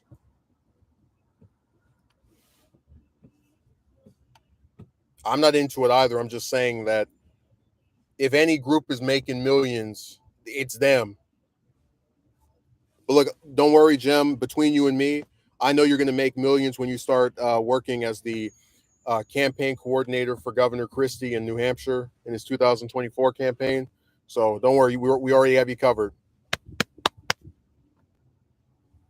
I'm trying to get you to do interactive live streams.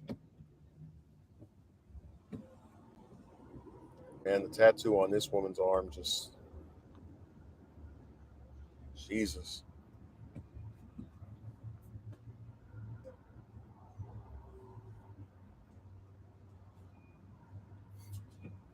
I am interactive. I'm always interacting with the chat. I figured you were more of a Pence person. You really fell in love with his campaign after you put up that ad of him pumping the gas without clicking the button for which one he was. I mean, he, like I swear, I usually don't even make fun of people over like advertisements because they're jokes anyway, right? They propaganda that for their campaign. But how do you not know how to pump gas at 60 something years old?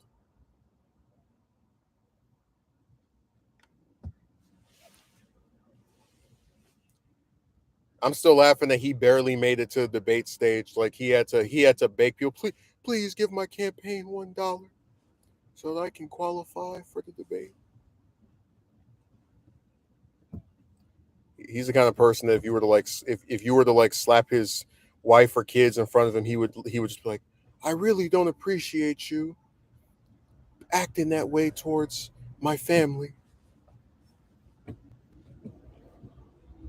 No, his campaign, it's really sad because there's like an alternate universe where Trump either won 2020 or if he lost, he acted normal, like conceded, said, "Hey, I wish Biden the best. I'll be, we'll get it back next time." Uh, Pence in that alternate universe would be the probably the front runner. Like it would either be him or him in the first place or like right by DeSantis if Trump wasn't in the race and they hadn't had the fallout that they did. Because there's no reason that like as much of a like Trump bootlicker as Pence was for like 99% of the time he was VP, there's no reason Trump wouldn't have endorsed him. Oh, I know his policies are I mean, remember, this is the guy that was for electroshock therapy to stop people from being gay. I know he's a demon. But I'm just saying that, it's really screwed up that he's not losing because he has bad policies. He's losing because he's like telling the truth about January 6th. So he's losing for like the one thing that he's good on, basically. No, he would absolutely be worse than Trump. I'm not gonna just, like again, don't mistake me for the neoliberal crew. I have no doubts about the dangers of Pence. None whatsoever.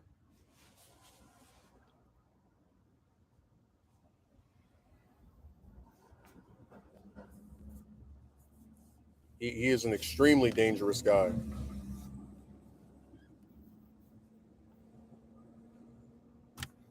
If he had walked out of Congress that day, the Trump team would celebrate him.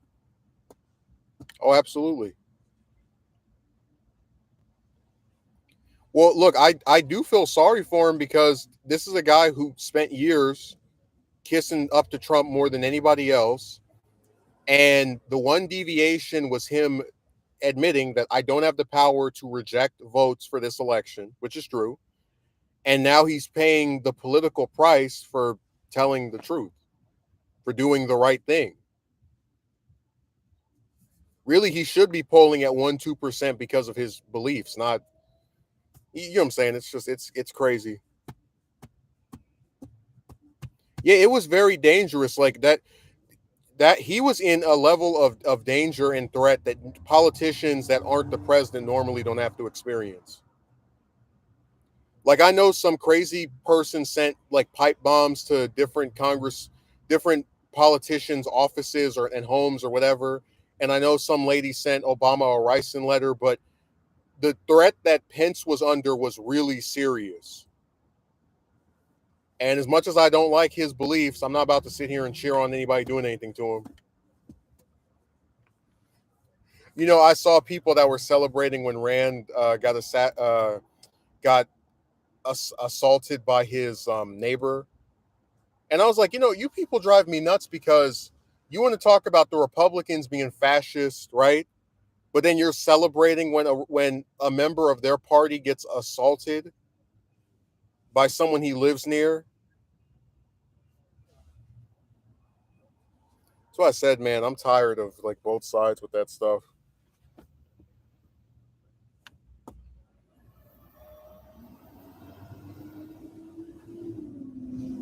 You said you saw that your hero Bolton awoke from his slumber to give his unsolicited opinions.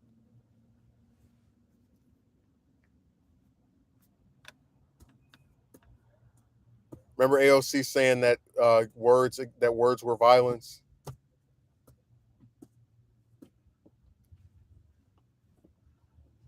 for the debates. Dude, Trump might end up skipping the first debate, which God.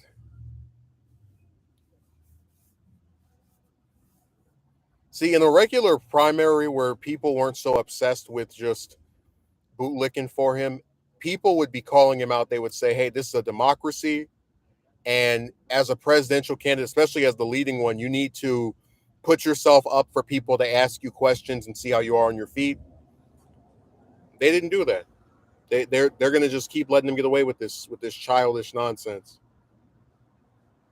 I'm still going to watch it anyway because I want to see what I'm hearing that DeSantis wants to take a sledgehammer to Ramaswamy. I want to see what that entails because DeSantis doesn't strike me as someone who's a good debater. Like if you watch the debates between him and Gillum, he didn't really. That's why I was so surprised that he actually won in the 2018 gubernatorial election in Florida.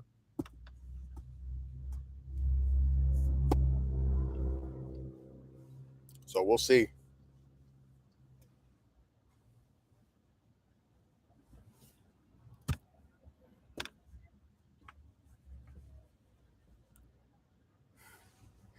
It's a lightweight.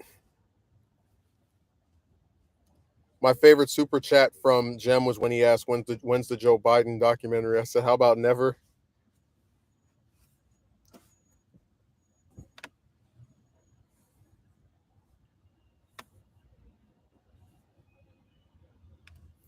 I mean, the structure of that is very difficult because it's like, do you have a set the first part just be when he's senator, and then part two is him being VP, and then running for president. The third, I don't know. It'll be hard to like to make that narrative actually work because just how because how much of his life is being senator, you know.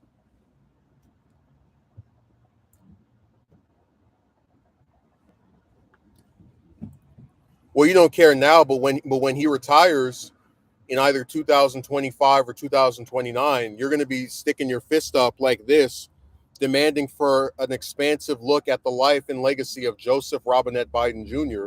And I'm going to say, look, man, I don't know what else to tell you. Like I already know that if I finish the Johnson one, you're going to have your fist up waiting for one on FDR. And I already know if I do one on FDR, you're going to have your fist up waiting for one on Truman. And I know if I finish the Truman one, you're going to have your fist up waiting for one on Carter. I know if I finish the Carter one, you're going to have your arm up waiting for one on Ted Kennedy. I know if I finish one on Ted Kennedy, you're going to have your arm up waiting for one on Jesse Jackson. I know if I finish one on just Jesse. It just never stops. Well, with Roosevelt, I just need to get the books that I mean, with him, it's only slightly harder because there's so many books on him. You have this 5-volume series that's like like a series of volumes about him, which makes a lot of sense. That's the one I'm most interested in getting. You have Gene Edward Smith's 2007 biography. So that's the only reservation I have, just trying to figure out which books to get and which ones have enough information, etc. Because I feel like for someone who was president longer than anybody else, 3 full terms, you're going to need at least a 2-volume series, to like really go over the magnitude of that person's life.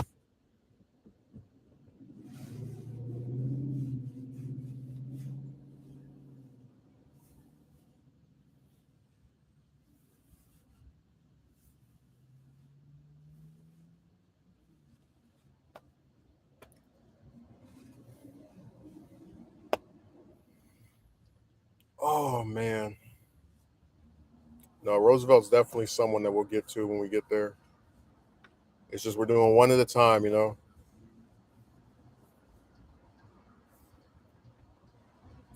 That would actually be kind of funny if I was able to. Well, I'm not going to say that. I don't want to say something that offends Jem. He might unsubscribe and put me on his enemies list.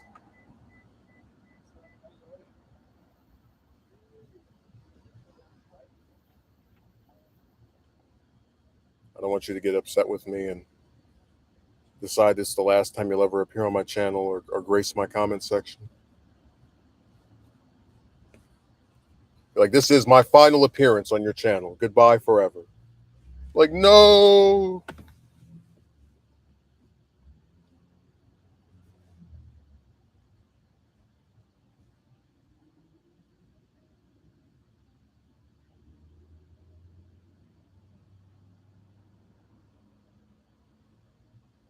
Oh, I just saw Christie. There's a new story for him in the Hill. I'm definitely doing one on this. This guy's talking about Social Security, Medicare cuts are a necessary political risk in today's economy. Anytime you start talking about cutting Social Security and Medicare or Medicaid, you've already lost. Like, I think Trump is stupid in terms of just the stuff he's doing nowadays, but sometimes he'll come out with a statement that makes sense, even if it's a lie.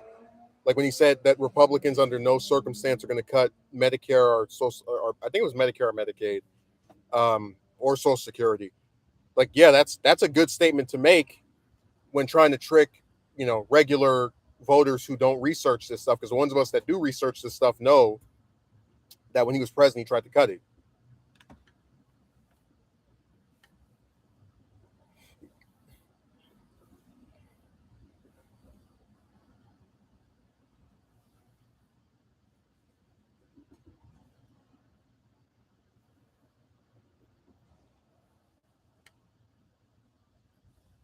I know that Jem's favorite political commentator is Secular Talk.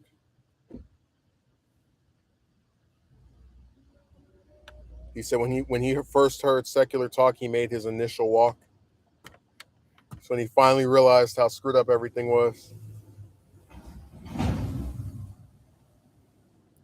You actually Williamson went on the Jimmy Dore show, right? And she had this interview where, it was whatever. He was like getting mad at her for wanting to still give some aid to Ukraine. But what I thought was funny is that this one channel, I'm not going to say the guy's name, but he was talking about how anytime somebody runs as a Democrat in the primary for president, they're eventually going to start telling you to vote for the Democrat, and they're going to be sucked into it, and etc. And like he's talking trash about like, oh, Democrats, but it's like, dude, what do you want people who want to win to do? Like, third parties don't win anything. So what is your solution? Just keep running third party candidates forever and ever that don't win? It's like, if you're apoplectic about voting for a Democrat, think of how many more millions of people are apoplectic about voting for Green Party or Libertarian or any of these other, you know, affiliations that don't win.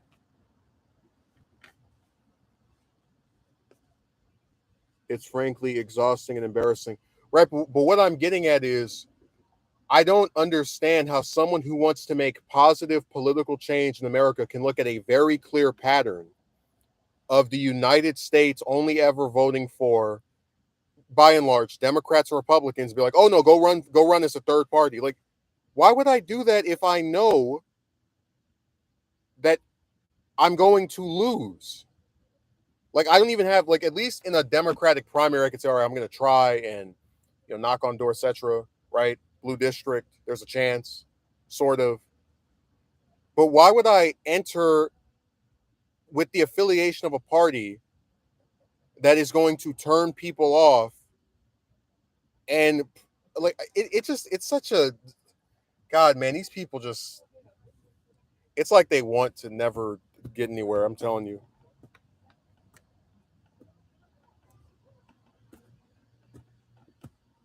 No, I'm just saying I don't understand that person's strategy. Like, you're going to keep running third party candidates who don't win. For what, forever? Just that's the end goal. Just keep running people who, by virtue of India has over at the, no, I know other countries don't have this. I know the UK has some multiple party, but I'm just saying in the United States, if you know that's a two-party system and that third parties haven't been able to win really anything, uh, why not try to change one of the two major parties from within?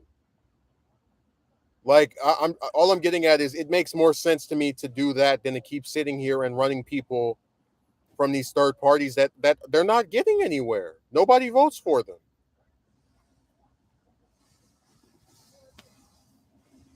Okay, but good luck toppling the two party system. Like, would I rather run as a Democrat and have a chance of winning a primary, and then obviously a general because it's in a blue state or blue district, or would I rather run as a Green Party candidate and get like 2% of the vote, 1% of the vote, if not even lower, and then what? Try it again in another 2 years, 4 years. Like, why do I want to be a perennial candidate who just runs with no chance of winning? So you could say good luck changing them, but good luck getting a third party candidate elected. How many Green Party candidates are in the House? How many Libertarians are in the House or Senate? So, come on, don't miss me with that.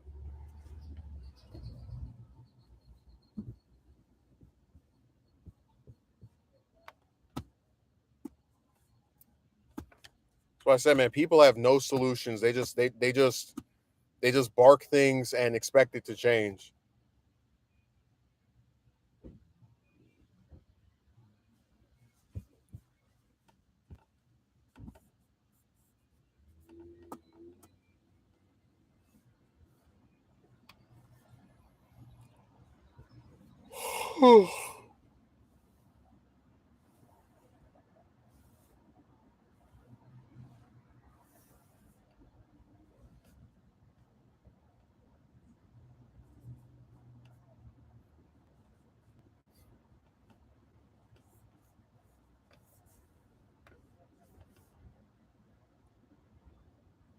Now you can act like I'm crazy if you want, but in your heart, you know it's all true. You know that these third party candidates are not getting anywhere. You know that if you run and you lose and the Democrat loses, guess who gets blamed? You.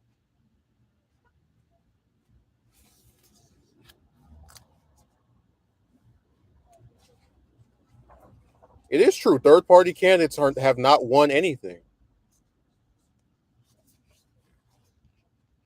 The only thing they've won is the scorn of the general public. Like Nader to this day, yeah, Perot didn't win anything. He didn't win a single state. The only time, as far as I can actually no, I take that back. The last time a third party candidate won multiple states and did better than one of the two major parties in the presidential election was the 1912 election with Theodore Roosevelt. Yeah, Jill Stein didn't win anything. Go look at the 2016 map. Do you see a green state on there? Nope.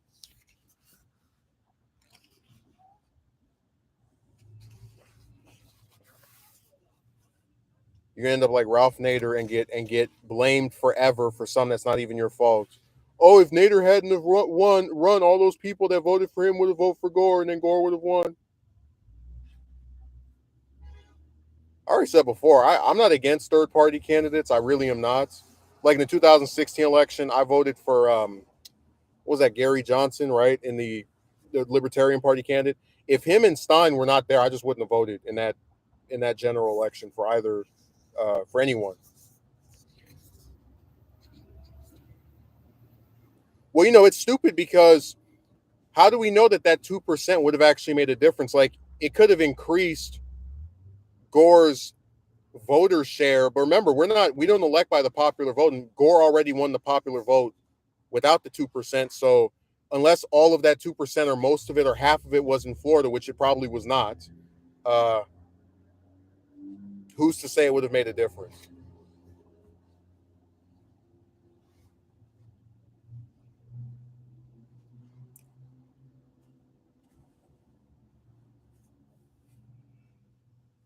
Oh no, I just think that 2000 is one of the most interesting presidential elections ever. Just Just from the standpoint of it took a whole month to even figure out who actually won.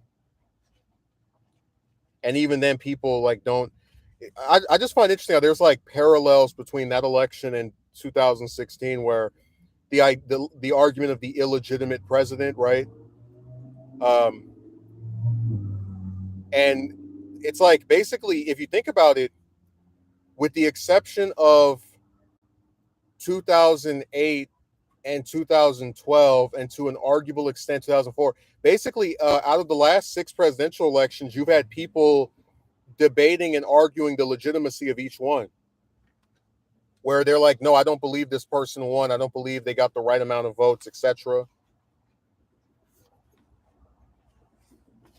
I find that very interesting.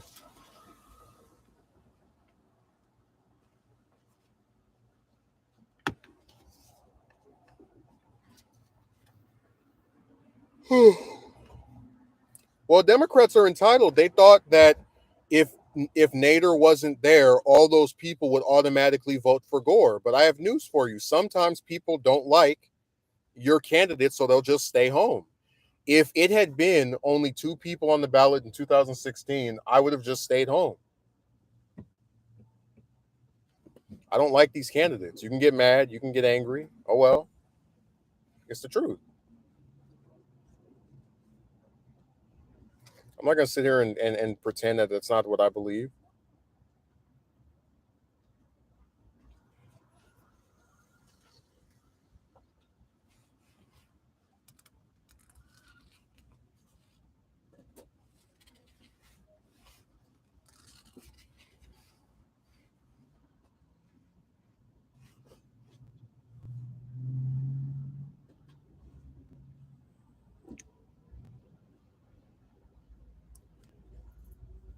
The system is broken. Absolutely. I mean, this is the only country I've seen where you can get the most votes and still lose. Like somebody made the point of that if Biden had not have what's the way of putting it? There's like three swing states that if Biden hadn't have won, he would have lost, even though he had 6, 7 million more votes than Trump. That's really scary that you can get not even like 100,000, 500,000. You can get millions more votes than somebody in a presidential election in America and still lose.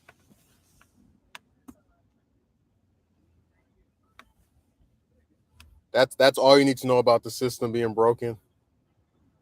I mean, and I love how Haley kept mentioning the Republicans have lost the popular vote in 7 out of the last 8 presidents. It's like, yeah, because you guys only win by doing cheap little trickery. Oh, we can win in this state and that state. The popular vote is gone for Republicans. When you're anti-LGBT and you're talking trash about immigrants and you want to get rid of affirmative action, you already know you're not getting most people to vote for you. Sorry. Trump's the only president in all of American history to be on a national ticket twice and not get the popular vote at least once. Only one. And that's all you need to know.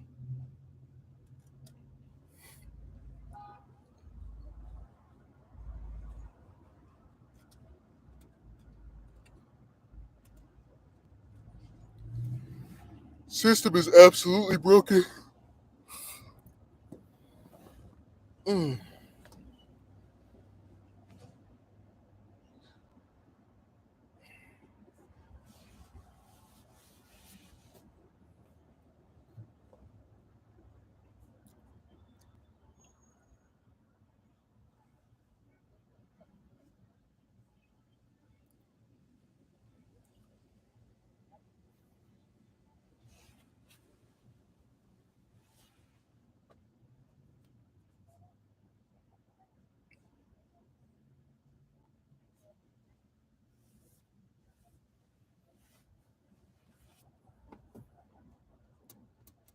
No,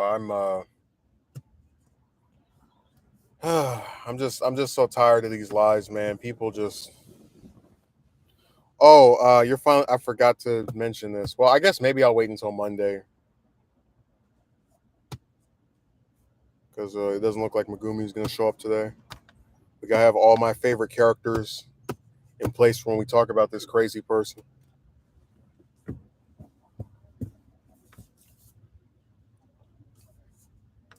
I just wish that Jem was nicer. I'm tired of him avoiding my streams. I always feel like he's trying to order me around.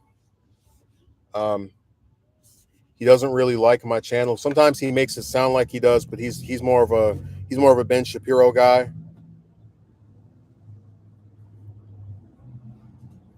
And look, that's fine if you want to listen to facts don't care about your feelings, even though his feelings matter so much to him that he wants to ban men from wearing certain clothes he doesn't like. That's cool. But we should have the right to give our position.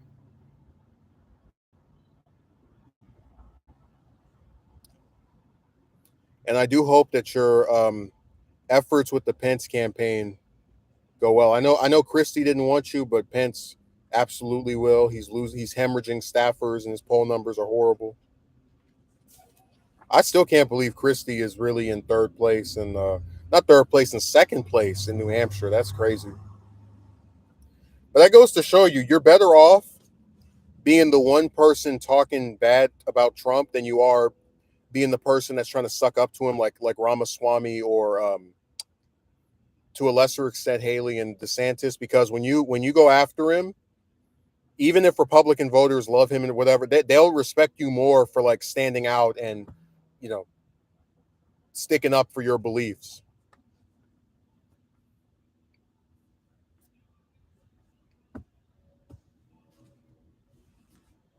I know you're going to help VP Pence become President Pence and launch his war on LGBT people.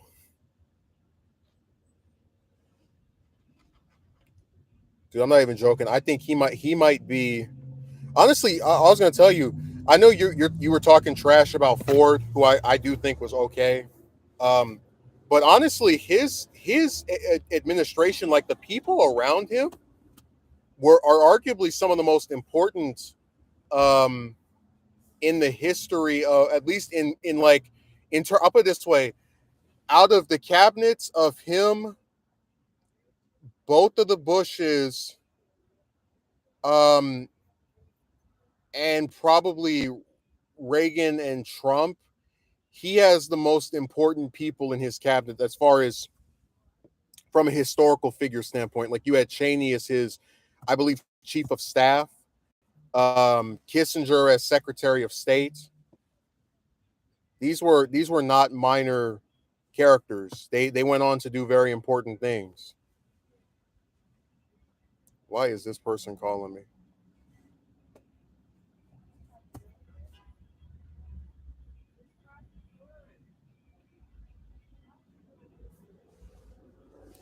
So I think on that one, and I do really like his wife Betty Ford.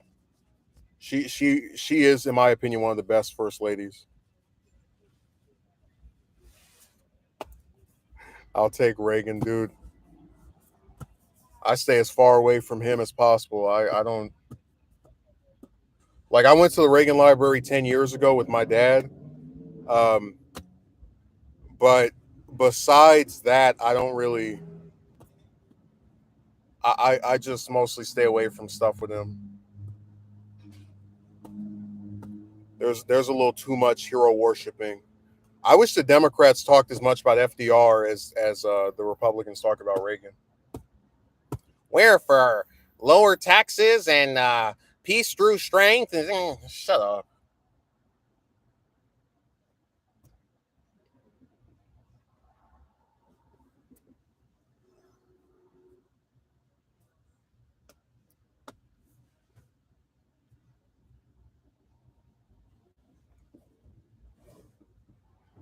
Dude, I'm telling you, they make him sound like he was the third. He was like the secondary version of Jesus. Betty was okay. Dude, she was more than okay. Are you serious? The Betty Ford Center? Come on. Hell, they did a ranking of first ladies. They said they put her in, I think it was like third or fourth place in terms of post White House accomplishments. She did more after leaving the White House than arguably any first lady, besides probably Hillary, and maybe Eleanor, and that really is it. So you can go there with that.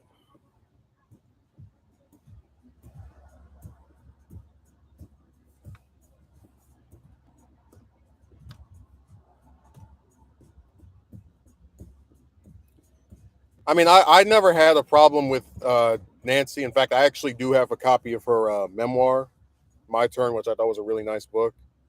Um, but I was just always more probably into Rosalind because she was a mental health advocate, and people don't talk about mental health that much. Honestly, as crazy as it is, I really like Laura Bush because she was like very much into literacy, and I'm really big into reading. I don't like blondes. Well, don't you have blonde hair? So you're practicing self hatred.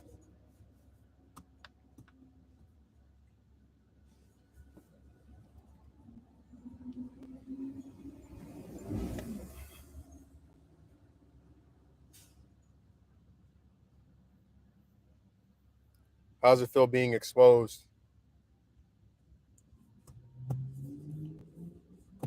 No, I may despise her husband, but I did like Laura. At one point, she was appearing more in public than her husband was. He was off sitting up in the ranch painting, and she was going out giving public speeches and appearing at forums with Michelle. She's very much unaffected by the unpopularity of her, or I guess the lack of popularity of her husband.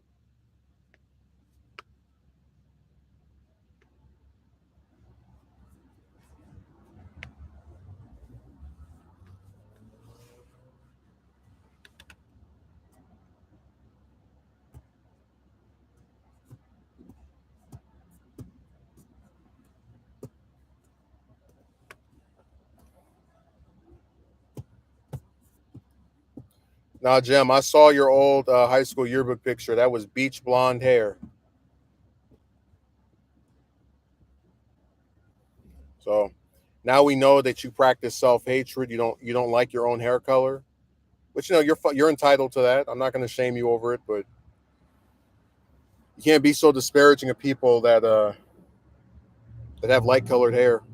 So now I know that if I had blonde hair like Kyle, you would stop watching me.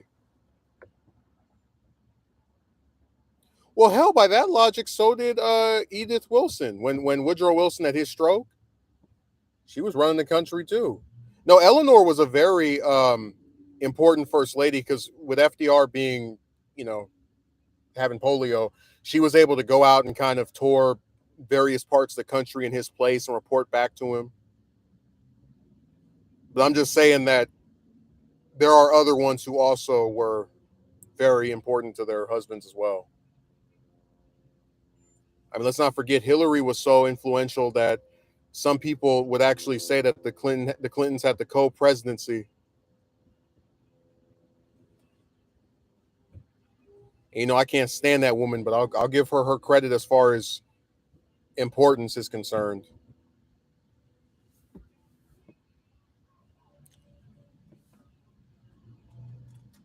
Here comes somebody playing the song.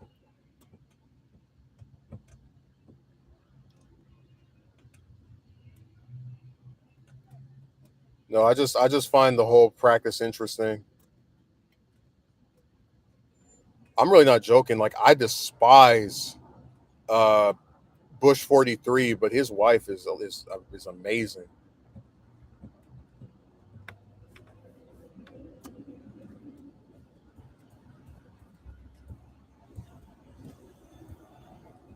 Like I said, literacy is one of the most important aspects of child growth when it comes to stimulating the mind, and I respect her for promoting it. I really do, because I just think too few times do we actually have people that go out and try to just read stuff to kids and get them involved with reading.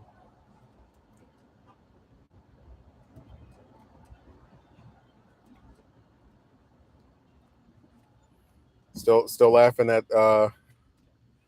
him being surprised I got the book for $3. Like, dude, Nobody cares about reading anymore. Let's not play any games.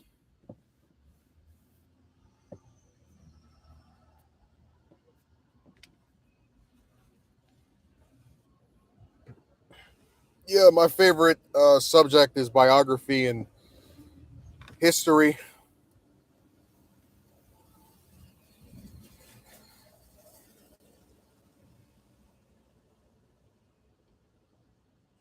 It's really sad that people nowadays can't even read news articles. Like they'll look at the headline, and man, let me turn this thing up here. They'll look at the headline, and then that's it. They don't even they just stare at the title.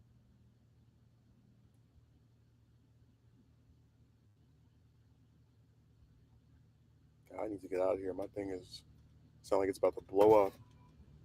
It's probably because all that heat. Everywhere I turn, somebody's got a car blasting some music. Okay, now we're good.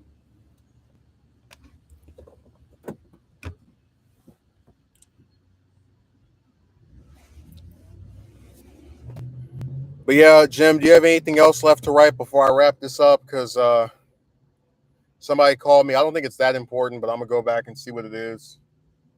Um, like I said, I am planning on finishing that first part of the LBJ documentary this week. Most of the script is written. I just have to add a few more parts, a few because there are some sections I'm not entirely fully done with. His time as the National Youth Administration Director in Texas, for example, and then his courtship of Lady Bird. Um, but yeah, if you have anything else left to say, let me know.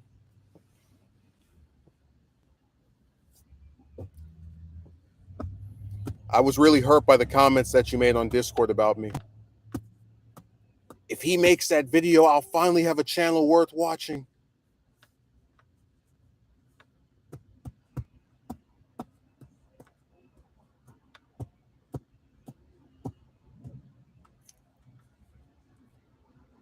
That'll be because I know when I did the Trump North Korea one, you didn't like write a comment. That'll be funny on the LBJ part one. You're like, well, I would have preferred a documentary on Margaret Thatcher, but this I guess this suffices.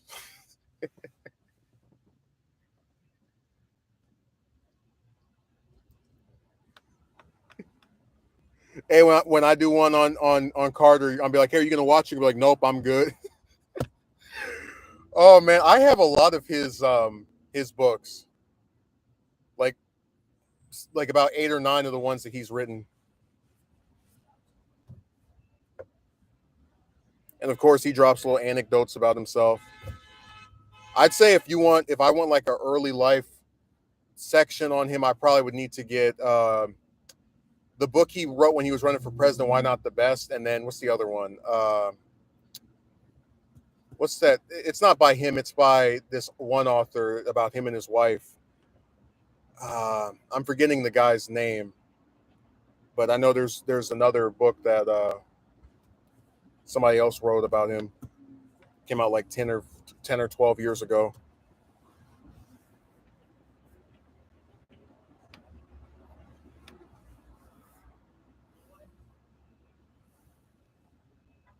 Oh, thanks for the well wishes. I hope I have one. It's hard to have one the way things are going over here. I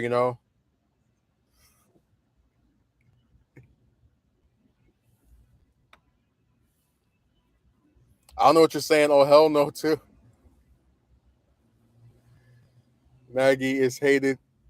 No, she's the greatest UK Prime Minister of the last 80 years.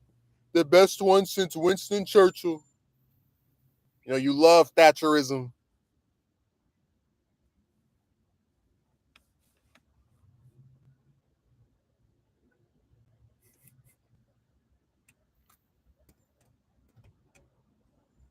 I'm telling you, when I was a kid, she was the only one anybody ever talked about. I enjoy royalty bios. Well, I just don't have the material for some of those. Like, I don't have any books on any of the royal family or anything like that. So that's the only reason I'm apoplectic to doing it. I hope you'll forgive me.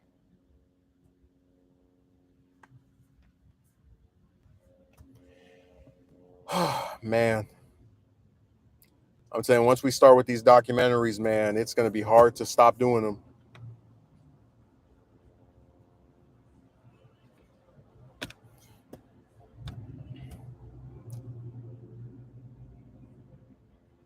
And don't worry, we will get to your favorite character from the 1950s, Joe McCarthy. He's coming next. He's coming at some point. I have two on him. I got the Arthur Herman book, and then what's the other one? The Larry Ty demagogue novel. I have those two. So you'll get one on your favorite senator, Joseph McCarthy, your hero from Wisconsin, calling out all those communists. Your the Trump's actual dad will.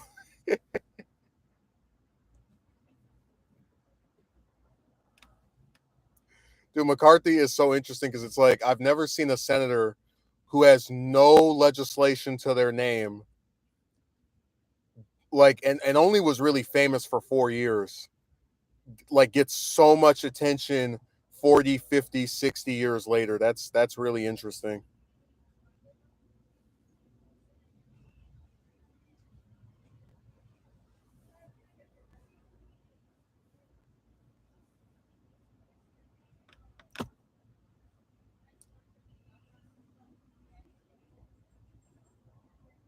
So don't worry, you're going to get one on your hero at some point. We will be talking about Joe McCarthy again. It was really hard for me to find a picture of his parents. I saw one documentary that had one in there, but I it was tough being able to spot it. I'm just glad some of your heroes are finally getting covered because there's nobody from Wisconsin you love more than old Joe. Oh, communist hunter. Don't worry, it's coming. We know you want it.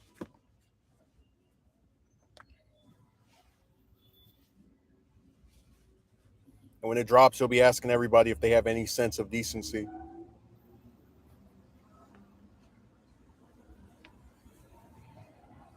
Telegram.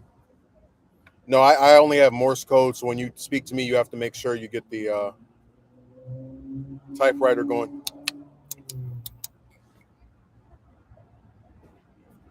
You can also send your letter by pigeon. Now, if something happens to the bird, I'm not responsible. I didn't tell you to fly him out there in that bad weather. I just imagine you fly a bird over from New Jersey to come see me in California, and it's like flying with this little letter attached to it, and it starts sizzling because how hot the sun is out here. And by the time it lands, turns into a full cooked chicken. Like, thanks.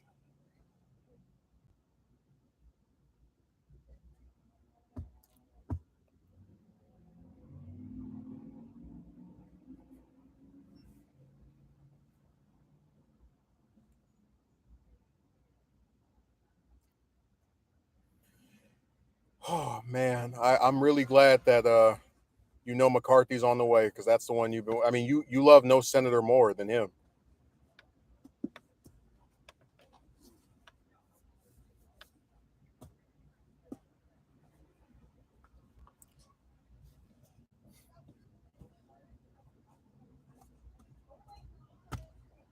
There's another Wisconsin giant. I'm forgetting. I always have a hard time pronouncing the name. LaFollette, Robert LaFollette. I believe he was a presidential candidate in 1924 as a third party candidate. Very progressive figure. It's like him and Henry Wallace that never get talked about. Like they were very progressive um, by standards that were uncommon in their era, and they like no none of the progressives talk about him. Oh, you mean like Larry Elder's presidential campaign down arrival? Dude, he might not even qualify for the debate. I gave him a buck because I wanted him to be on the stage because I was so shocked that we actually have two African Americans running in the Republican presidential primary. I never thought I'd see the day. It's usually just one, but it doesn't look like he's going to make it.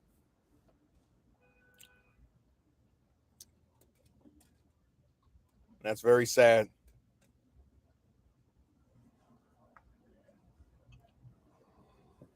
The debates were always my favorite part of the cycle, just seeing all of them argue with each other.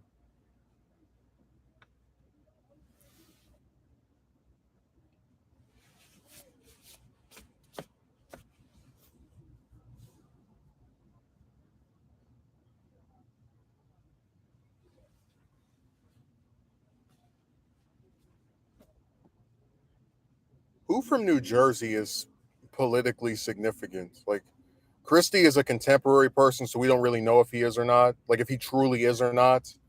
But who from New Jersey is like well, no, I take that back because now I remember Wilson was from there, right?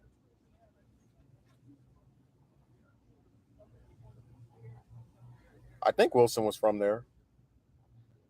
Not born there. I know he was born in the South because I remember he as a kid one of his earliest memories was to Jesus people are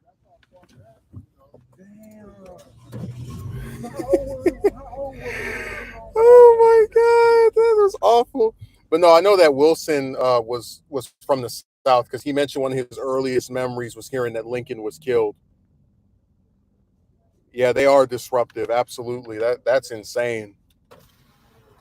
People are terrible. I got a little nervous too. I'm like, why is he all up by the? Oh.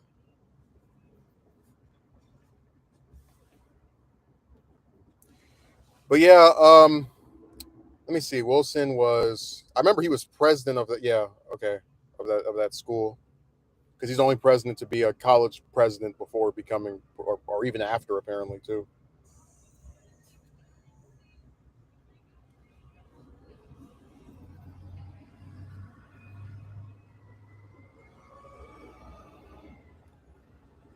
So yeah, that's why you're a Democrat. Woodrow Wilson was one of your biggest heroes from your home state. He gave you a sense of Jersey pride, even though he was actually from Virginia, and you wanted to mirror him and mimic him and be similar to him and achieve what he had achieved and be as smart as he was, and he was someone that you really looked up to. No worries. Jesus Christ, man, people are so loud for no reason.